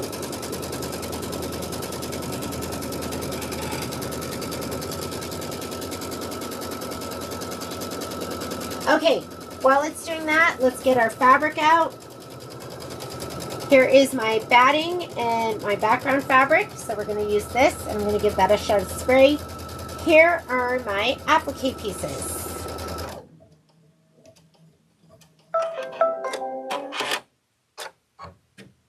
Here's that. Better?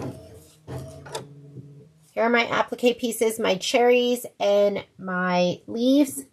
I'm going to put this over here. I'm not going to lose it, which is like, I run the risk of losing everything. And let's go ahead and spray and make sure everything looks good. Nope, wrong. Here we go. Let's put my batting in and my background fabric. And let's give these a shot of spray.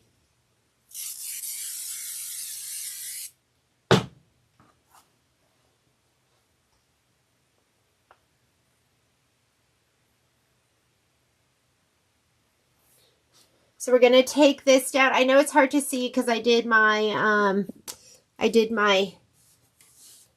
placement stitch in pearl, so it's a little hard to see.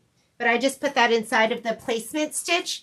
And now I'm going to be mindful of that little chunk of fabric where I don't have the, I don't have shape flex.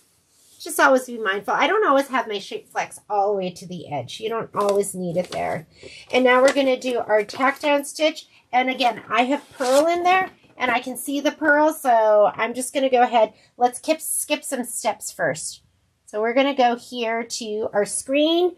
This orange, the first orange, is going to be the tack down for your batting, and we don't need that. So I'm going to go to my next step. That is the placement stitch for your background fabric. We don't need that.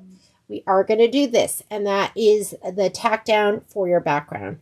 So let's go ahead and just hit start.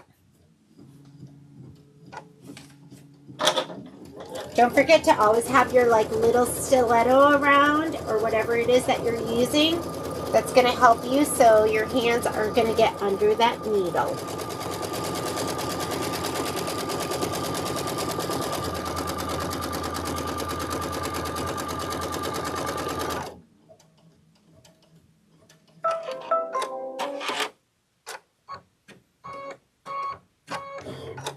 Okay, and I'm going to give you a little better view right here.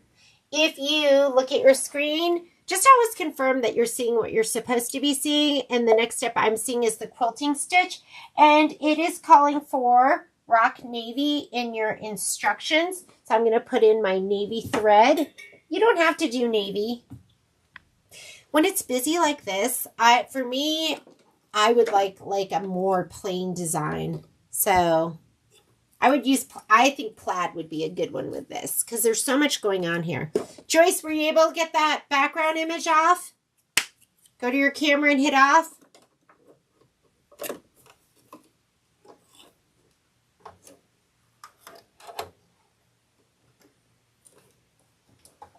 It's hard to get your hand back here where the new cutter is, so I'll use two hands to do that sometimes.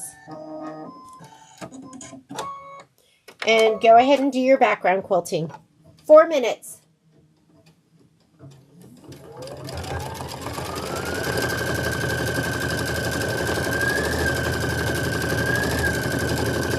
Then while that's doing that, I'm going to look at my little flower here, and there's like little extra threads. I'm going to trim those.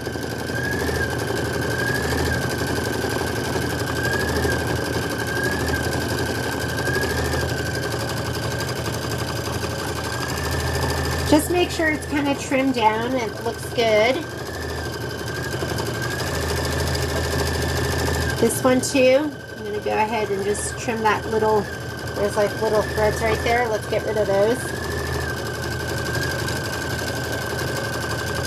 I have like little ickies right there.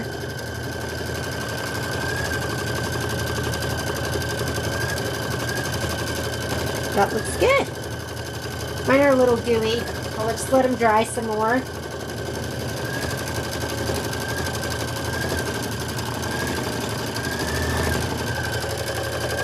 Hi, Miss Betty. Good to see you.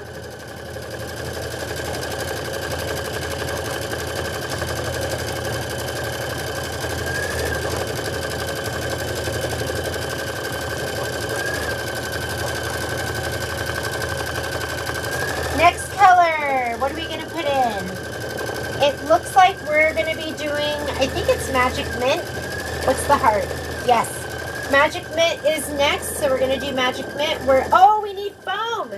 Flexi foam time. Get your flexi foam.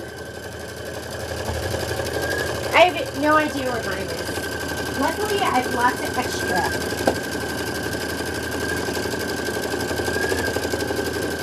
I do like the Kimberbell Flexi Foam best, and I like it because it's a little thinner than the Pellon foam, but I use the Pellon foam a ton too. Like this is, I don't know if you can see the difference. Here is Kimberbell foam, and here is Flex foam. And you might like this better. Maybe you like it chunky. And I keep everything because I'm like, you don't know when you're going to need just this like little itty bitty bit. I don't know what this is from. I'm going to use it. Looks perfect for cherries.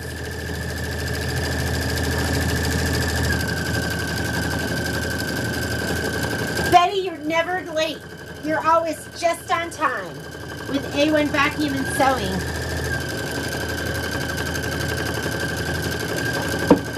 What time is it? It is 12:28. So we've been stitching for 2 hours now. We'll do the cherries and then we're gonna do the, should we do lace? Maybe we'll have time to do everything. The lace block is really easy.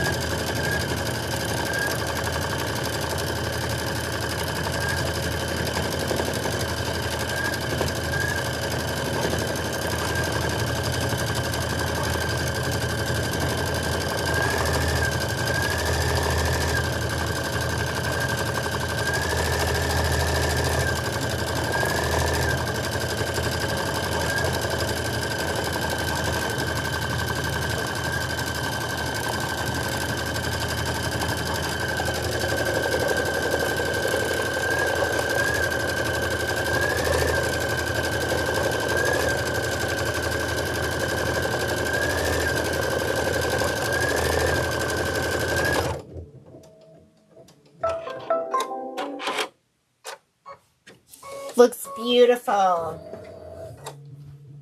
And listen, sometimes you might feel as though, like I know my machine stitches fast. Like the Avenir does like satin stitches full speed. And so that's why the videos are nice. Like if ever you feel like you're falling behind, and you can always watch the videos later because then you can pause them.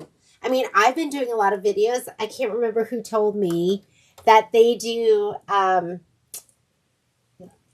you can speed up a video.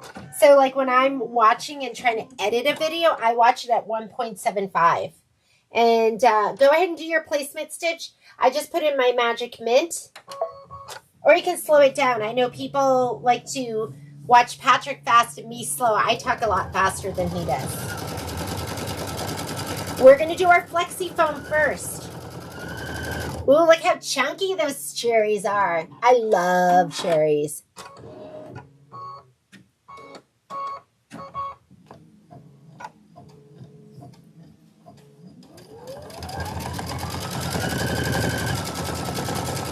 This might be too small. I think these are too small for those chunky cherries. Yeah. I have this wonderful piece. I don't know what this is from, but I'm just going to lay it down. And I never spray it or tape it. I'm just going to hold it there. It will stitch them down. You don't want to be too close to the edge because the foot can catch. But the tack down, same color. You're just going to do magic mint.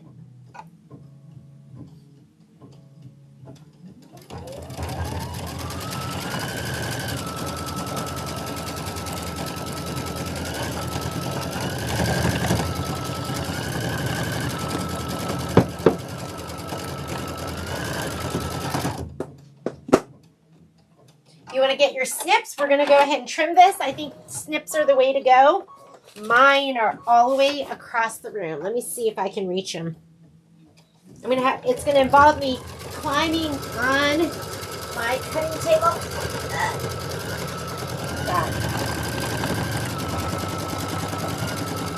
I was thinking about getting like a little bench. Right now I sit on an ottoman because Poppy always wants to like sit on my lap. She like will full on take a nap while I'm stitching, like draped over me on her back. So I'm going to go ahead and trim this now. Did I do that right? We're doing flexi foam. And then stitch, trim the foam close to the stitch line, and then we're going to stitch the cherry placement line. I never do that because it's going to go right over this. But, oh, you know what? Maybe we should do that because now I'm doing scan and cut, and so it needs to be perfectly in that line. I used to never do it because I'm like, it just goes right around the cherries. But we better do it this time.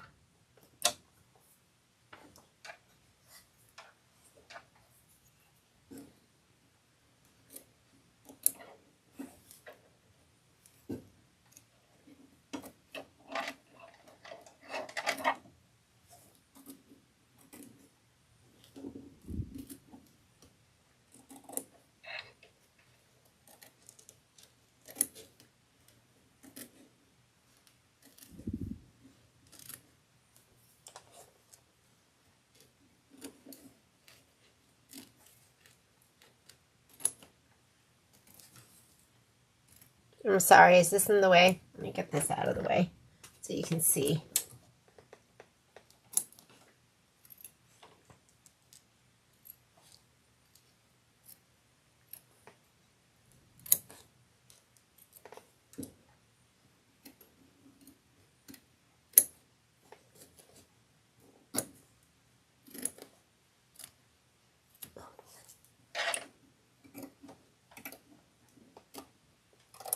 There we go. Oh my God, they're so cute. I love roadside cherries. Okay, I am going to do the next stitch out, which is going to be the placement line for the cherry fabric. And you know what I didn't think of? Okay, you know me, I'm new to scan and cut. I didn't even think of the fact that this was going to have to go on top of the foam. And so I think when you're doing scan and cut and it's going on top of foam, you might want to just do regular fabric. That way, I'm gonna look. Because this might not go down because it wants to puff up. Oh yeah. Oh yeah. I'm going to see if I have more of this fabric. Because I want to put regular fabric down on top of that. Otherwise, I think you need to make it bigger. Okay, another thing for me to pay attention to. I'm going to go through my stash and see what I have. Let's see if I have any left from before.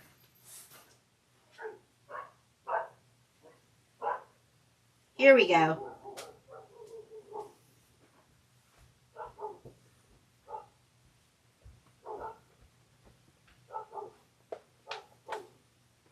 Okay, you should have some leftover fabric from your kit. So I'm going to go ahead and spray this and put it down, and I'm not going to use my pre-cut cherries.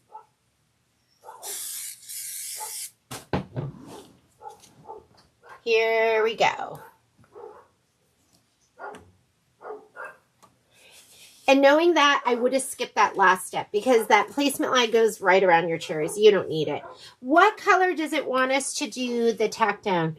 So it looks like it wants us to do the tack down in Magic Mint. So I'm just going to go ahead and put this down here. We're going to do the tack down in Magic Mint. Where's my little pointer tool? Because I want to have that. And I'm always scared my pointer tool is going to have stuck to something magnetic. I don't know where he is. Oh, there he is. I want this guy. Okay, regular fabric down on here. Because because when I did the scan and cut and sent it over, I guess I have to look for flexi foam. I don't know, what do you guys do? For those of you that do scan and cut, and do you put it over the foam? And if so, how much bigger do you make it? Because you're going to have to make it a little bit bigger to account for the foam pushing up. Mine wouldn't have really fit. Maybe 2 clicks? Okay, that was step number... I think it's step number 2. Nope, that was trim the foam. Step number 4, trim the fabric. Trim the fabric and vinyl. Oopsies. Let's go back. Yeah, we needed to do clear vinyl, and I wonder if we were supposed to prep that.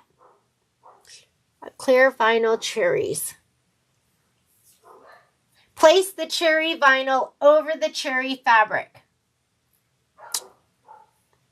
So we were supposed to tape in place the cherry vinyl over the cherry fabric. That's okay. I haven't trimmed anything. We can go back a step.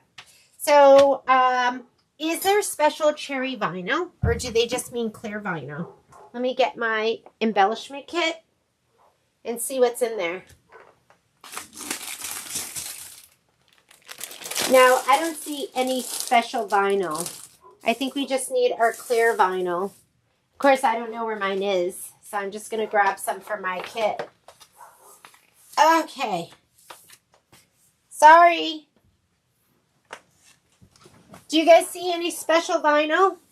I don't. So I'm just going to use this clear vinyl and put this down. Stop me if you guys have special vinyl. It says, place the cherry vinyl.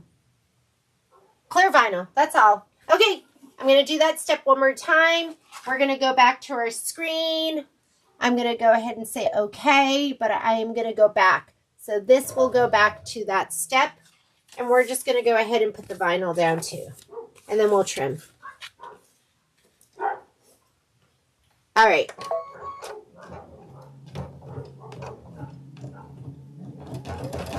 And then I'm going to take a 1-minute break because my dogs are out there making a racket and I find that obnoxious, so I'm going to go deal with them.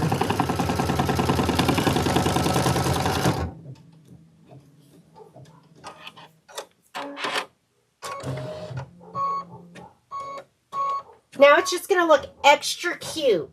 And then what you're going to do is you are going to trim the fabric and vinyl close to the stitch line. So it wants this to be close to the stitch line.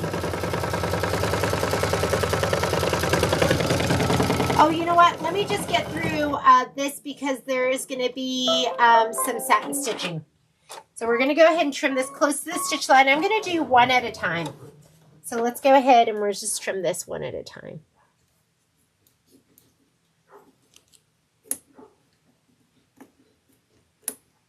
Try not to cut that stitch.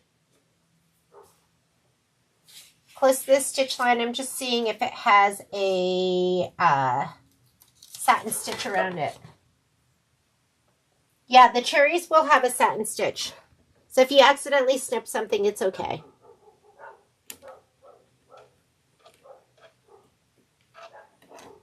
I'm so sorry. I can't take it. I need to go deal with them right now. Okay.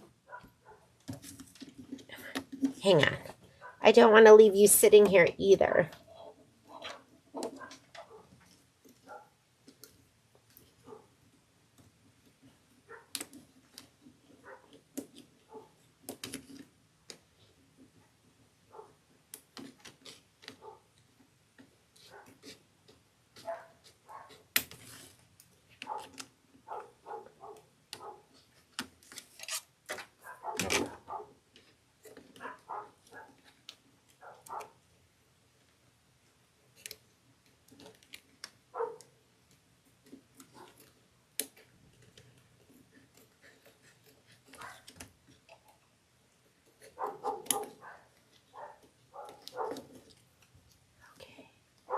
All right, I'm stressing out.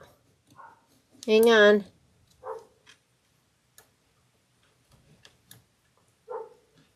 I have you on the... Oh, wait. I'm so sorry. Have you not seen this whole time? Okay, I've been trimming away like crazy.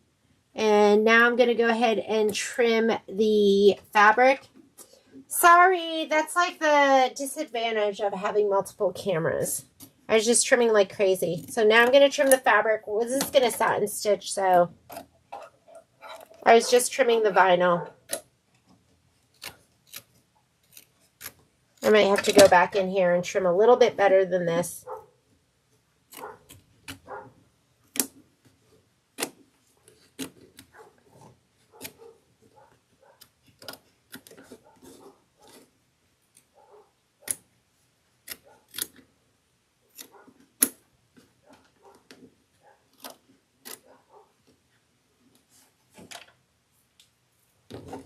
I think it's a nice chunky satin stitch, but not positive. So you want to get it nice and close as you can. You don't want those threads showing underneath.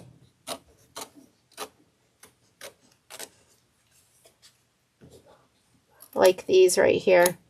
Hopefully my shoulder's not in the way. Okay. That looks pretty good. Let's see. It wants us to do the leaves, so I'm going to go ahead and let's go to, okay, leaves and leaves placement line. It says stitch the leaves placement line, so I'm going to go ahead and do that. Still calling for magic mint. Are you guys seeing what you're supposed to be seeing? I'm sorry you missed the cutting of the vinyl.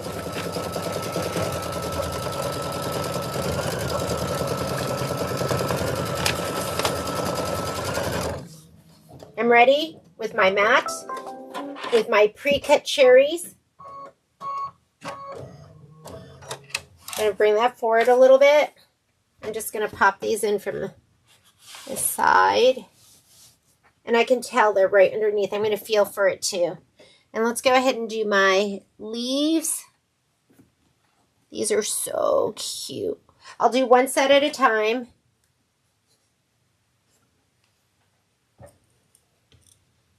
Sad I couldn't use the cherries, but like they were just too, it was just too chunky under there.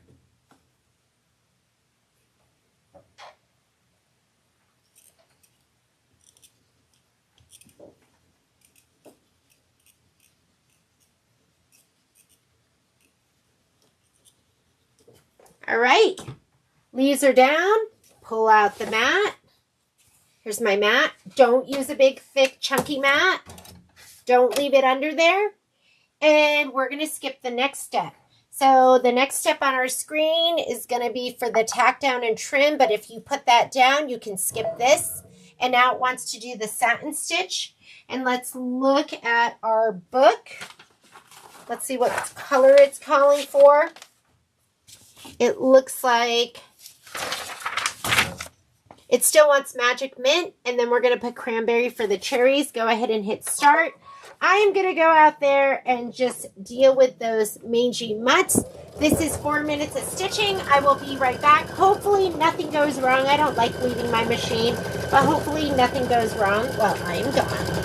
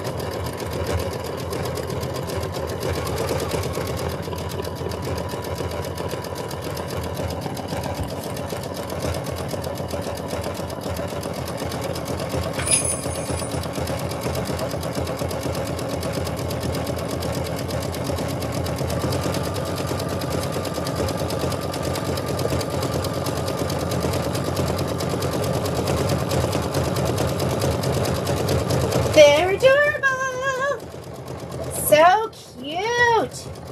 Love the shine. Love the dimension. Love everything about it.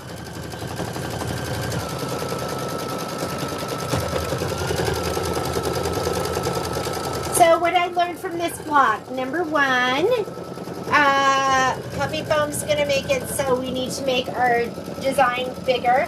And I guess I'll have to look for that next time because I didn't even think about that. Number two, read the list of all instructions because I didn't see that we needed vinyl. Okay, next block we're gonna do after we finish this one. So after this, we'll put in cranberry. Let's put in our cranberry. We'll do the satin stitch around the cherries. And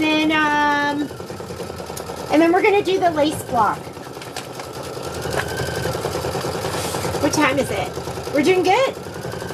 We're doing well. It's 12:49 and I'm gonna stitch until 1:30.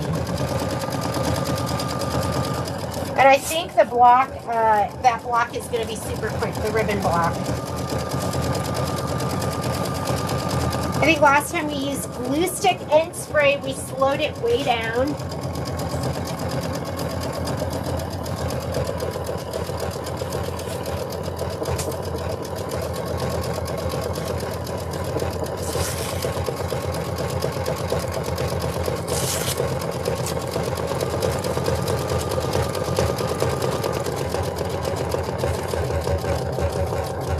This is what we're gonna need right here for your fabric and for the block, and then we're gonna need our lace. While it's doing the satin stitch, I'm gonna cut the lace pieces out. And then we have C to C. I think we're gonna be able to get through all of it. Okay, what do we need for our lace? Let's come on over here. We're just gonna let this stitch.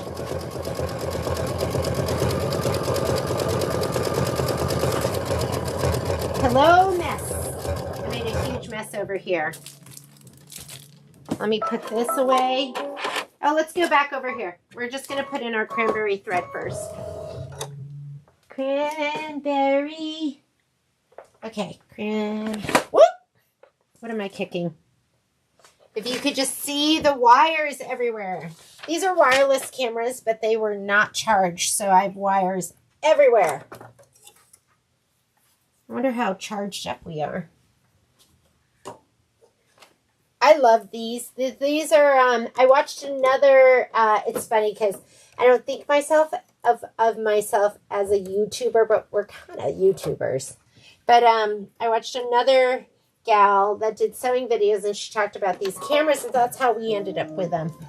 But they're kind of fun and they're easy to use, which I need easy. You know me. If I'm not doing easy, I'm doing Jeannie's super stressed out.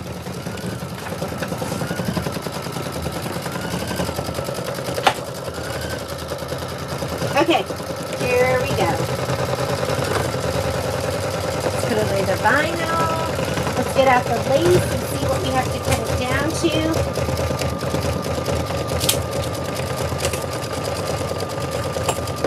All right, lacy lace.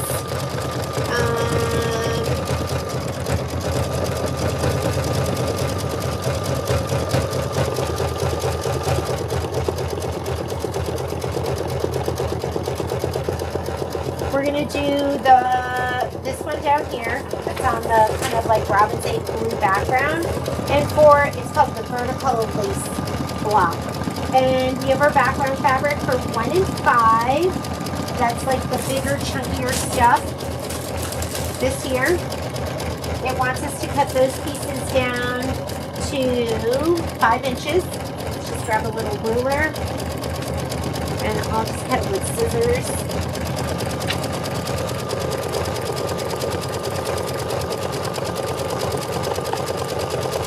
Right? It's the bigger, chunkier stuff on the outside. Yes. Okay. And we need 2 pieces that are 5 inches.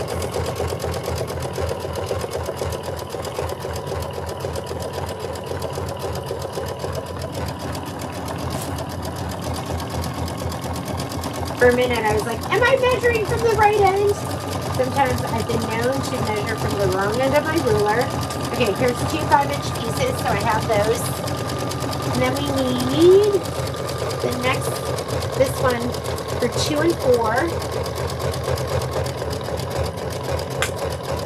Outside pair, inner pair, another 5 inches.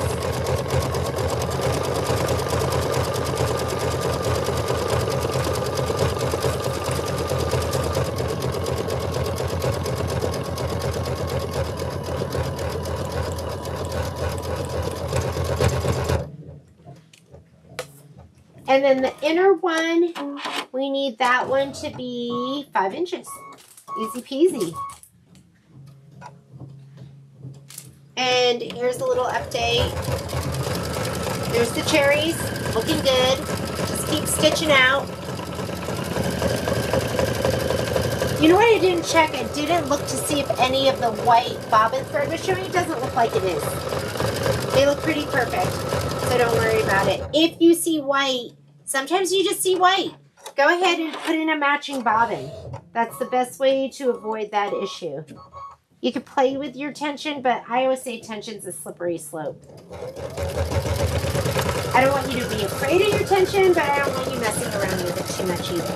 Okay, I'm going to take the rest of it and throw it back in my bag. It's easier for me to keep track of this way than to put in something smaller. I'm going to put that over to the side. And we need wash away topping. I didn't even use wash away topping last time, so I'm not going to use it again because I don't know where my wash away topping is. That's the bigger reason. So this is ready. Let's go on back over to the machine and we'll watch the rest of our cherry stitch out.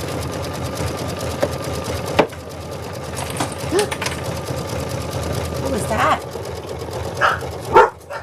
Oh, I just can't win with these dogs.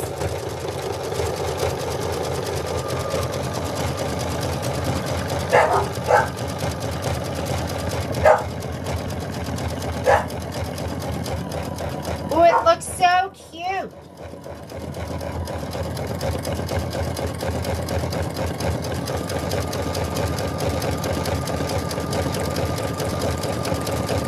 Oh my goodness, where did you get that?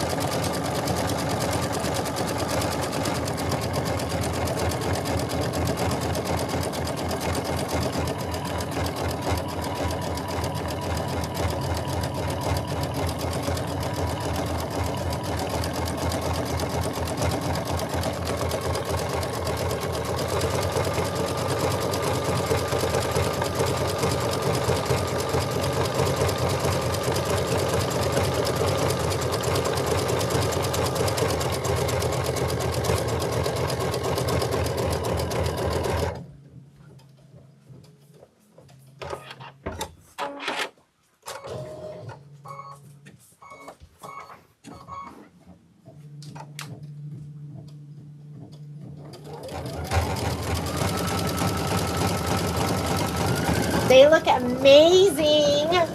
Oh, I just love it.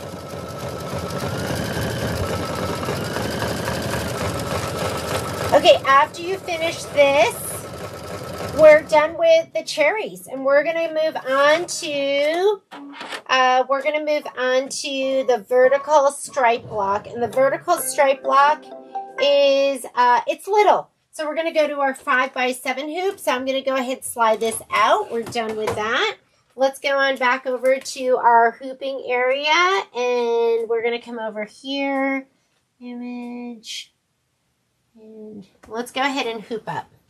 So take this over here. We're going to get our 5x7 hoop. Where did I put you, 5x7? Let's see. Where is the 5x7? I see it. Way over here. Let me grab it. Tidy up. Should put this away, huh? This, I forgot to put that in there. All right. Gonna find the perfect piece of muslin.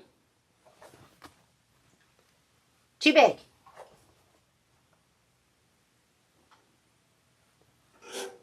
This is, here it is. Oh, I was looking for this.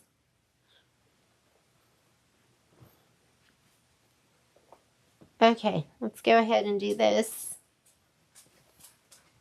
Any questions? How are you guys doing?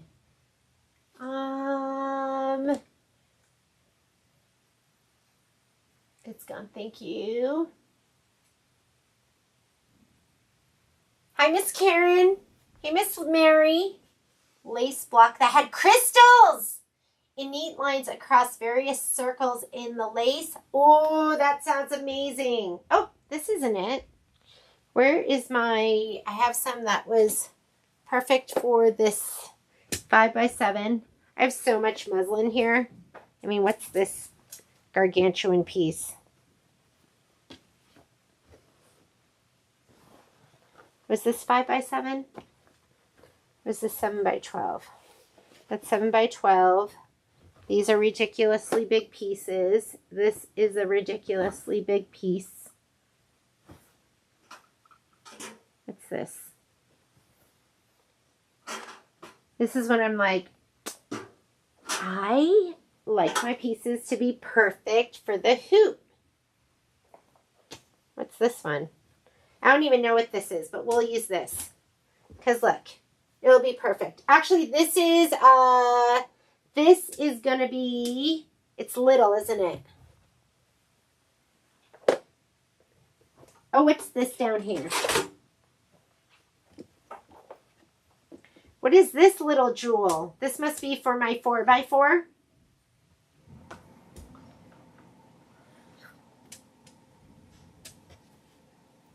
I don't even know what this is. We're going to use this because we have to use it up. Okay. We're going to go this way.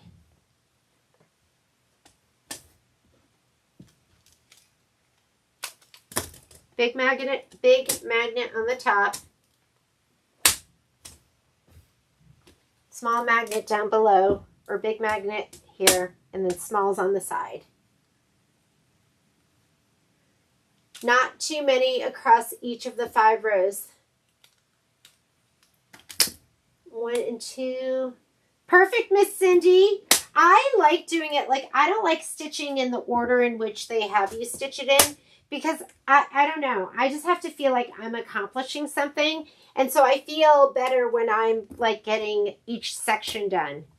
So that's why I like to do them in sections. Okay, be careful of this. Make sure it doesn't go to the back. I'm going to take this, slide it onto my machine, and then we are doing, what are we doing again? The lace. And we've done one before, so I think I'll be better at it this time. I wasn't very good at it the first time, right? I struggled a little bit.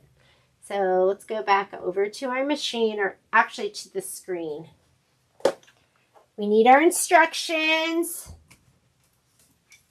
Okay, these cherries are amazing. I love them.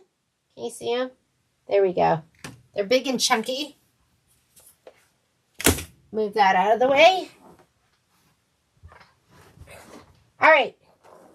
Let's come on over to our screen. I'm going to go ahead and say okay to this. And I'm going to go to the home button. Change to a larger hoop. Okay, slide the hoop off. Home. I just slid the hoop down. I didn't even take it off. Embroidery. You can trick the machine. Pocket. And we are going to be doing vertical lace stripes, which is stars 12 4x4. So the stars 12 is the one with the little itty bitty stars. And we need 4x4, which is probably this one right here. So 4.5 by 4.5, that's it. When it says 4x4, the quilting design is 4.5 by 4.5. I'm going to go here to my settings button. Let's choose our hoop size, and I'm going to choose the 5x7. And let's say okay to that. There's my design, and now we're going to add the quilting design to it. not the quilting, I'm sorry, but the lace design. And it should be, oh, it's going to be a square one. Shoot, did I keep this square one? This one right here. It's this one. See, the other one's like, I thought that was vertical because it was like long up and down, but this is the one we want where it's going up and down. Okay, it's on there. We want to center it. So we're going to move it in the next screen. Go ahead and touch embroidery because we're done with that part. We're going to go layout, move keys. If your hoop's on, mine's not totally on. Look at mine. I didn't slide it on over here. So I've got to go ahead and slide it on, put that down. Now I can go ahead and I can use this and it won't go outside of the embroidery field. Okay, I'm going to fluff all my fabric to make sure nothing's turned under. Fluff it. And I'm going to say, okay, I'm going to go to this button here where I can go forward and backward stitches. First thing it wants to do is the placement stitch for the batting. Go ahead and start it. And I'm going to get my fabric a little shot of spray. So I'm going to come over here to my spray tent. And let's put our batting in. Batting, background fabric. Let's spray.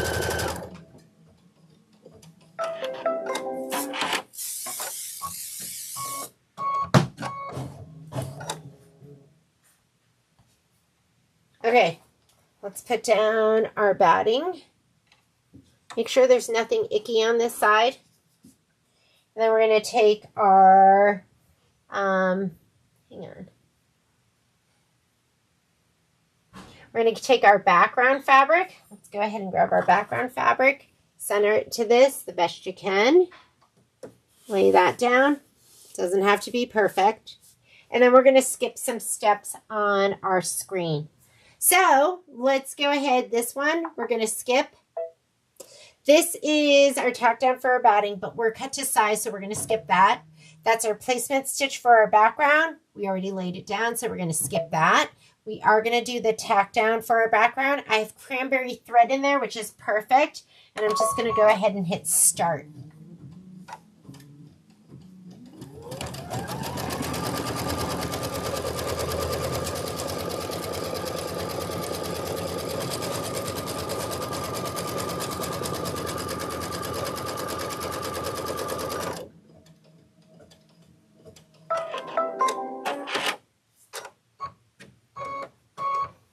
Okay, we're ready to do the quilting stitch. Look at your screen. You always want to look at your screen and make sure you're seeing what you want to be seeing in the preview for the next stitch. And it's showing us our quilting stitch. And it is asking us to do that in sea green. So I'm going to go ahead and take out my cranberry thread. I'm going to put in my sea green thread.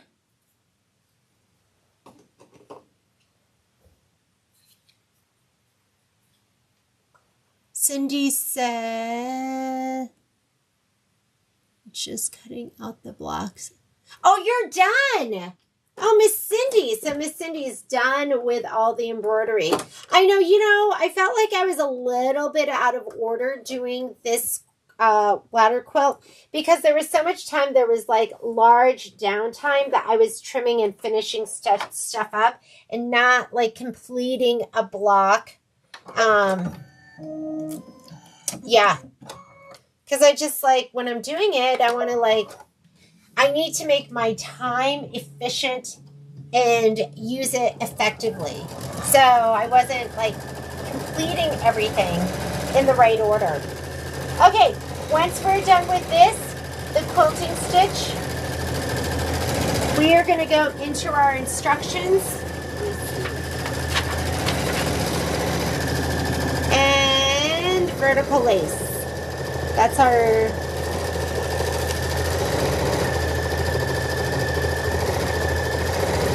Are the instructions the same? Stitch the lace placement line. So we're going to, after this, we're going to stitch our lace placement line.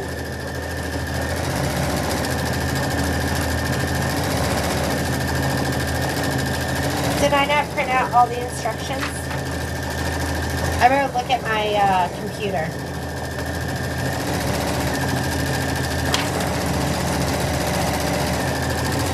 because it's showing pearl next, and I just want to make sure we want to use pearl for both of them. I think so, right?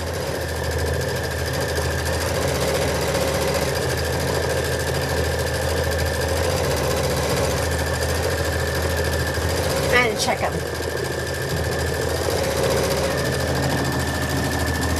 Then you're just cruising, Cindy. Just sewing everything all together.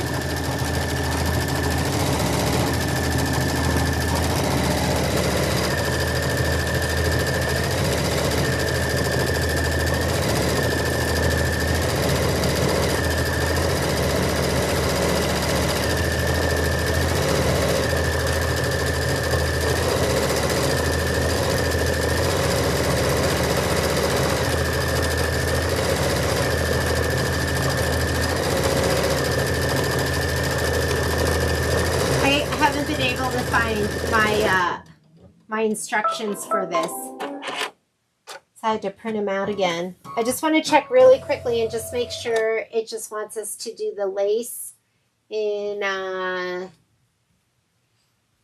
pearl. I'm just checking the full instructions. Where are you? Applique frame, cherries. Here we go. So, yeah, it's just going to be full on pearl for both of them. Hey, Miss Alberta. Good to see you, my friend. All right. Oh, my God. It's so cute. Okay, I'm going to put in my pearl thread. It's going to give us the placement lines. And I think what I learned from the last time is you need to, like, just make sure. I'm going to turn my speed down to 300, go as slow as I can, and then we're just going to lay it down. And have, like, a stiletto or something that you can make sure that you're, just something that you can use other than your finger to make sure it stays in place. Okay, here we go. Placement line. This is the placement line for our lace.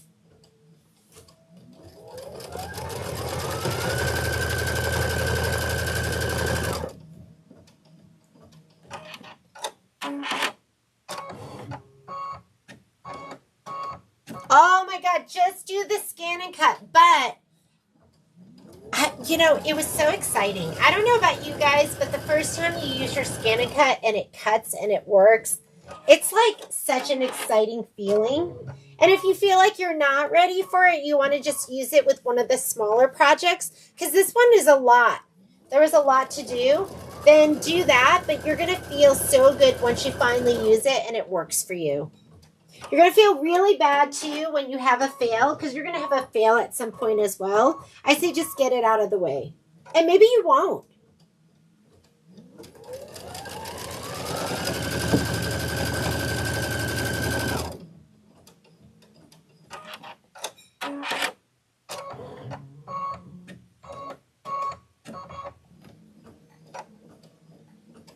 Okay, I'm going to get out my glue stick.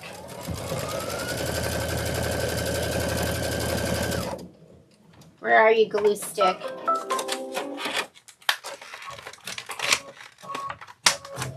You know what else I have? I have so many different glues. What about this one? Everyone says this one is awesome. I'm going to use this instead of my glue stick. And this is good because I like it because it's my first time. This is my, what is this? This is my Roxanne glue based. And so everyone says that this is awesome. So let's try this. Never used it before.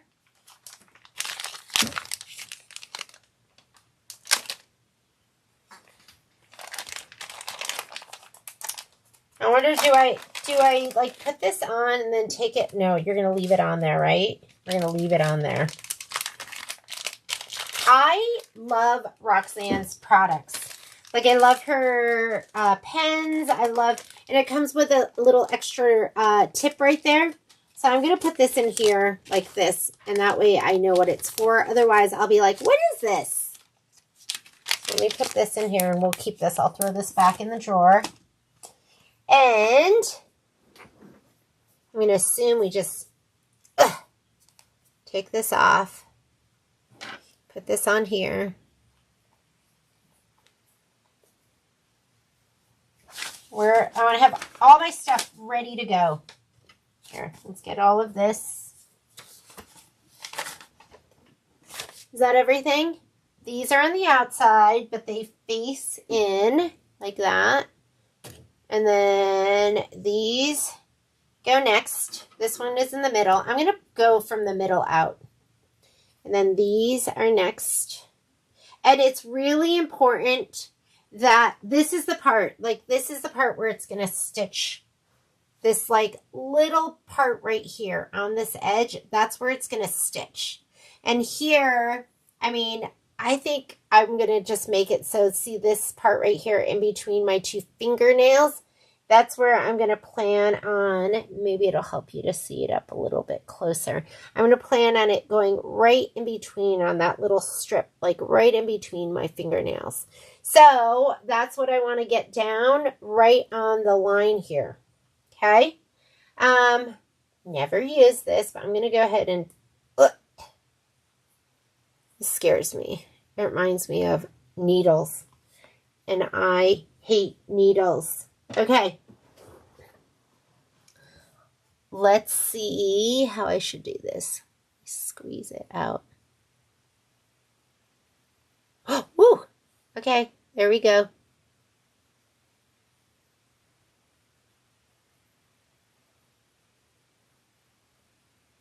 I don't know, maybe you're not supposed to sew through this. I have no idea. I'm going to sew through it. Maybe this is just for your, could be just for your binding.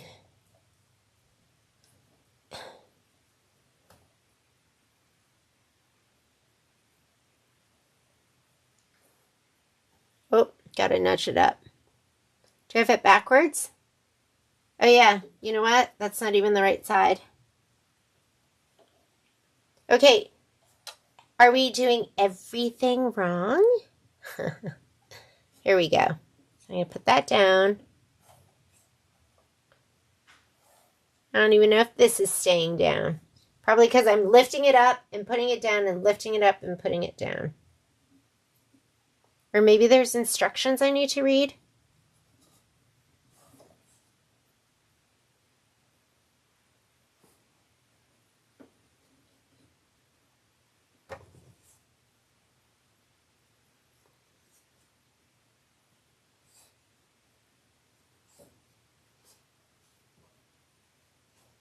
Let's see if that stays. Okay. And do the next one. This one will be better. All right, here we go. Should I read the instructions? It says, apply tiny controlled dots of glue in desired area to base fabric. Glue holds firmly until moistened or wash. So it's going to hold until we moisten or wash. I think that's down well. Okay, maybe just dots. Dot. Oh, here we go. Oh, this applicator is so wonderful.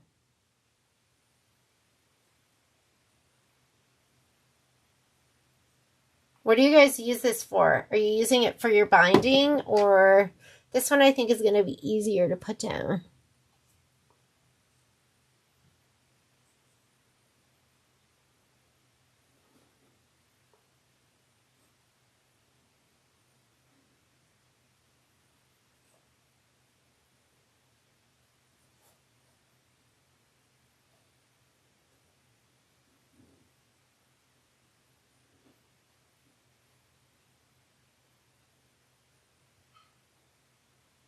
I wonder if I just use Elmer's glue. How that would work. Feels like Elmer's glue.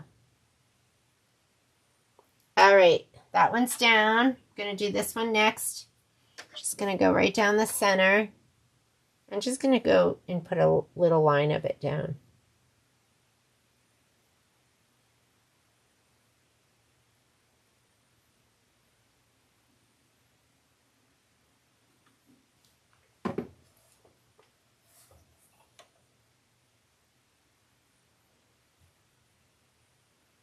I'm just going to put it right down the center.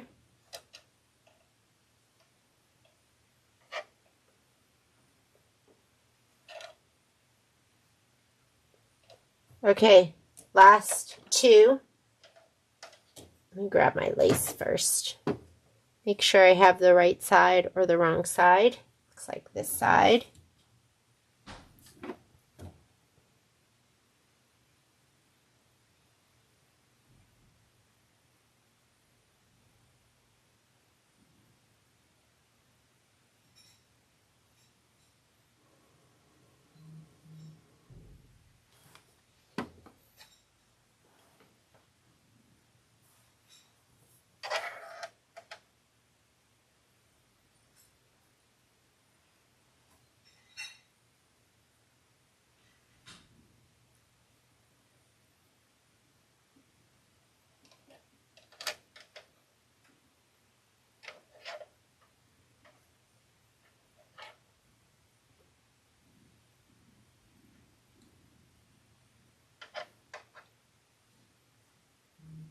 Okay, last one. And I'm not even going to question the placement like I did on the last one. I was like, is this right? Just going to make sure that like the little strip of the ribbon that's kind of the most dense is like on top of the placement line. And that's going to stitch right on that same line.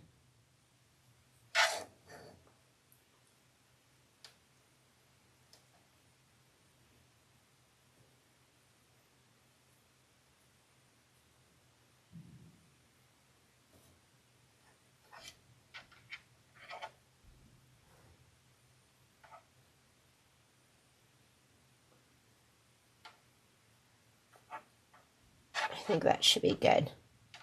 Okay, I'm ready to stitch.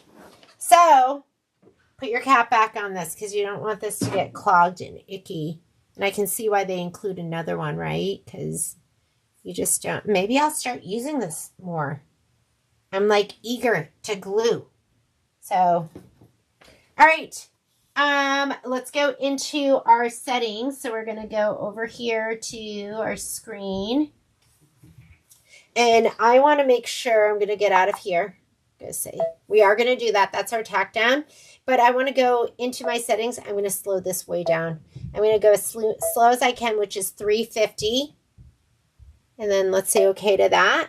And let's go ahead and stitch. And I want a little pointer tool in case you either want your finger on that start-stop button and you also want something here so you can kind of control this. So here we go. I think I'm pretty much under that.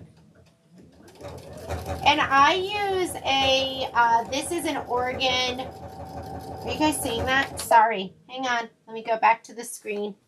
Should be over there. Hang on, I just stopped it. I'm gonna come over here. So I use an Oregon anti-glue needle. So this is an 7511 anti-glue needle. And like, I don't use well, you're going to be like, yes, you do.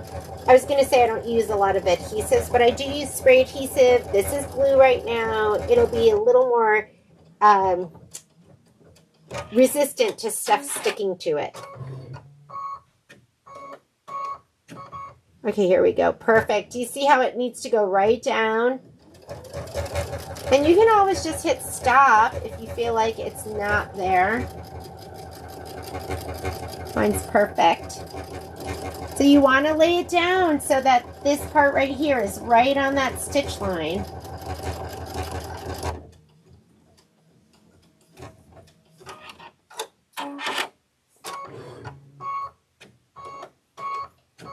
Okay, so I I feel like this barely overlaps and this overlaps a lot. And I'm like, should I move this, scoot it over a little bit? Maybe I'm scooting it the tiniest bit so it feels like it's more even.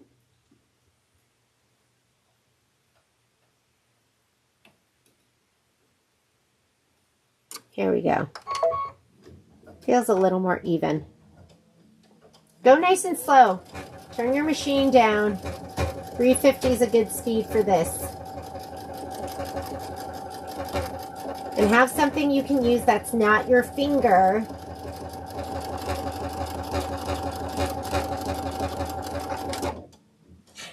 Make sure this is down so it doesn't pull it back.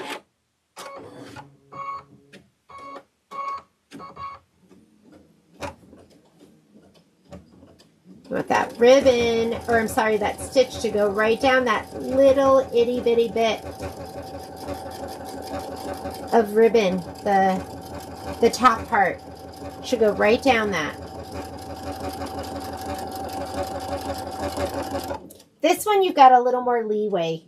It could go down in a whole bunch of spots, but I'm having it go right down that little strip right here, right above the lacy part. How we doing? And then this block is done. And I'm not on there perfectly, but that's okay.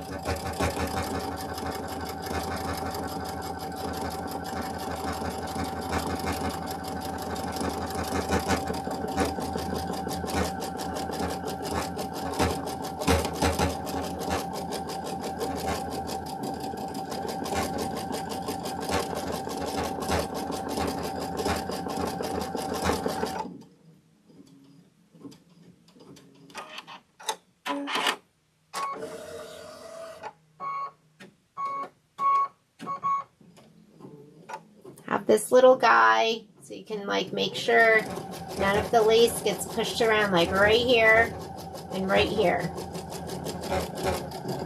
I love these. So these are Tooltron, and they're the little spatulas, and it comes in a set of 5, and they're all different shapes. This one's my favorite. I have another one that I use a lot when I can't find this one.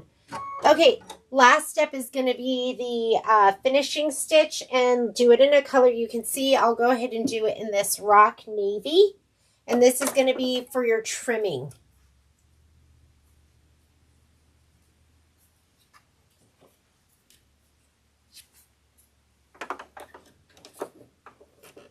Hi, Miss Deb. Oh, Miss Deb, do you use the Scan-A-Cut all the time? Yeah, I just know my hands are not going to be, they're not going to be perfect as I get older, so I'm excited about this Scan-A-Cut helping out. Okay, go ahead and do this. This is your trimming guidelines.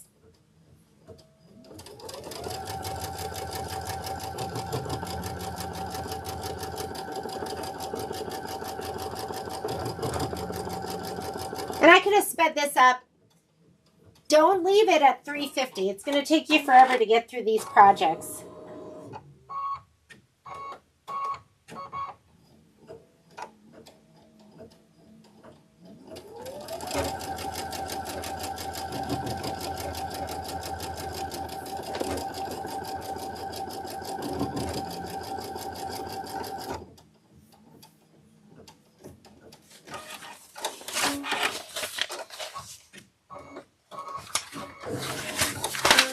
And we are done with our lace block.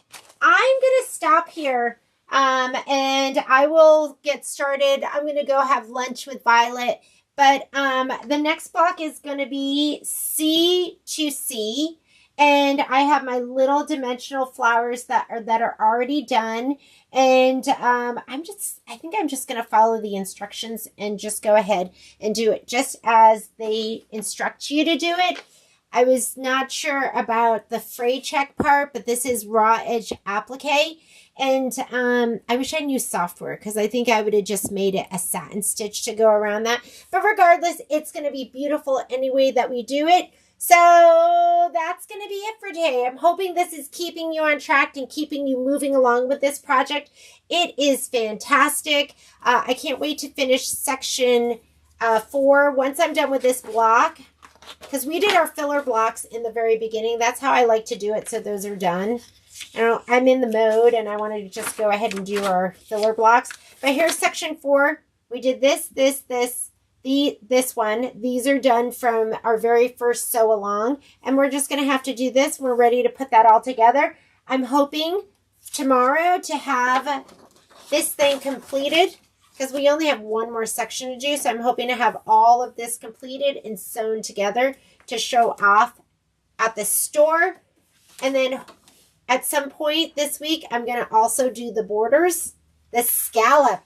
Oh man, never done a scallop before, the embroidered scallop, but I think it's going to be fun, and I can't wait to do this like scalloped binding too, because I've never done that either.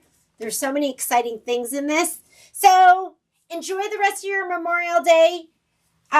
Be creative, make something awesome, get this finished up, because then we're going to be on to the next project. And have a great day. I will see you guys later. Bye.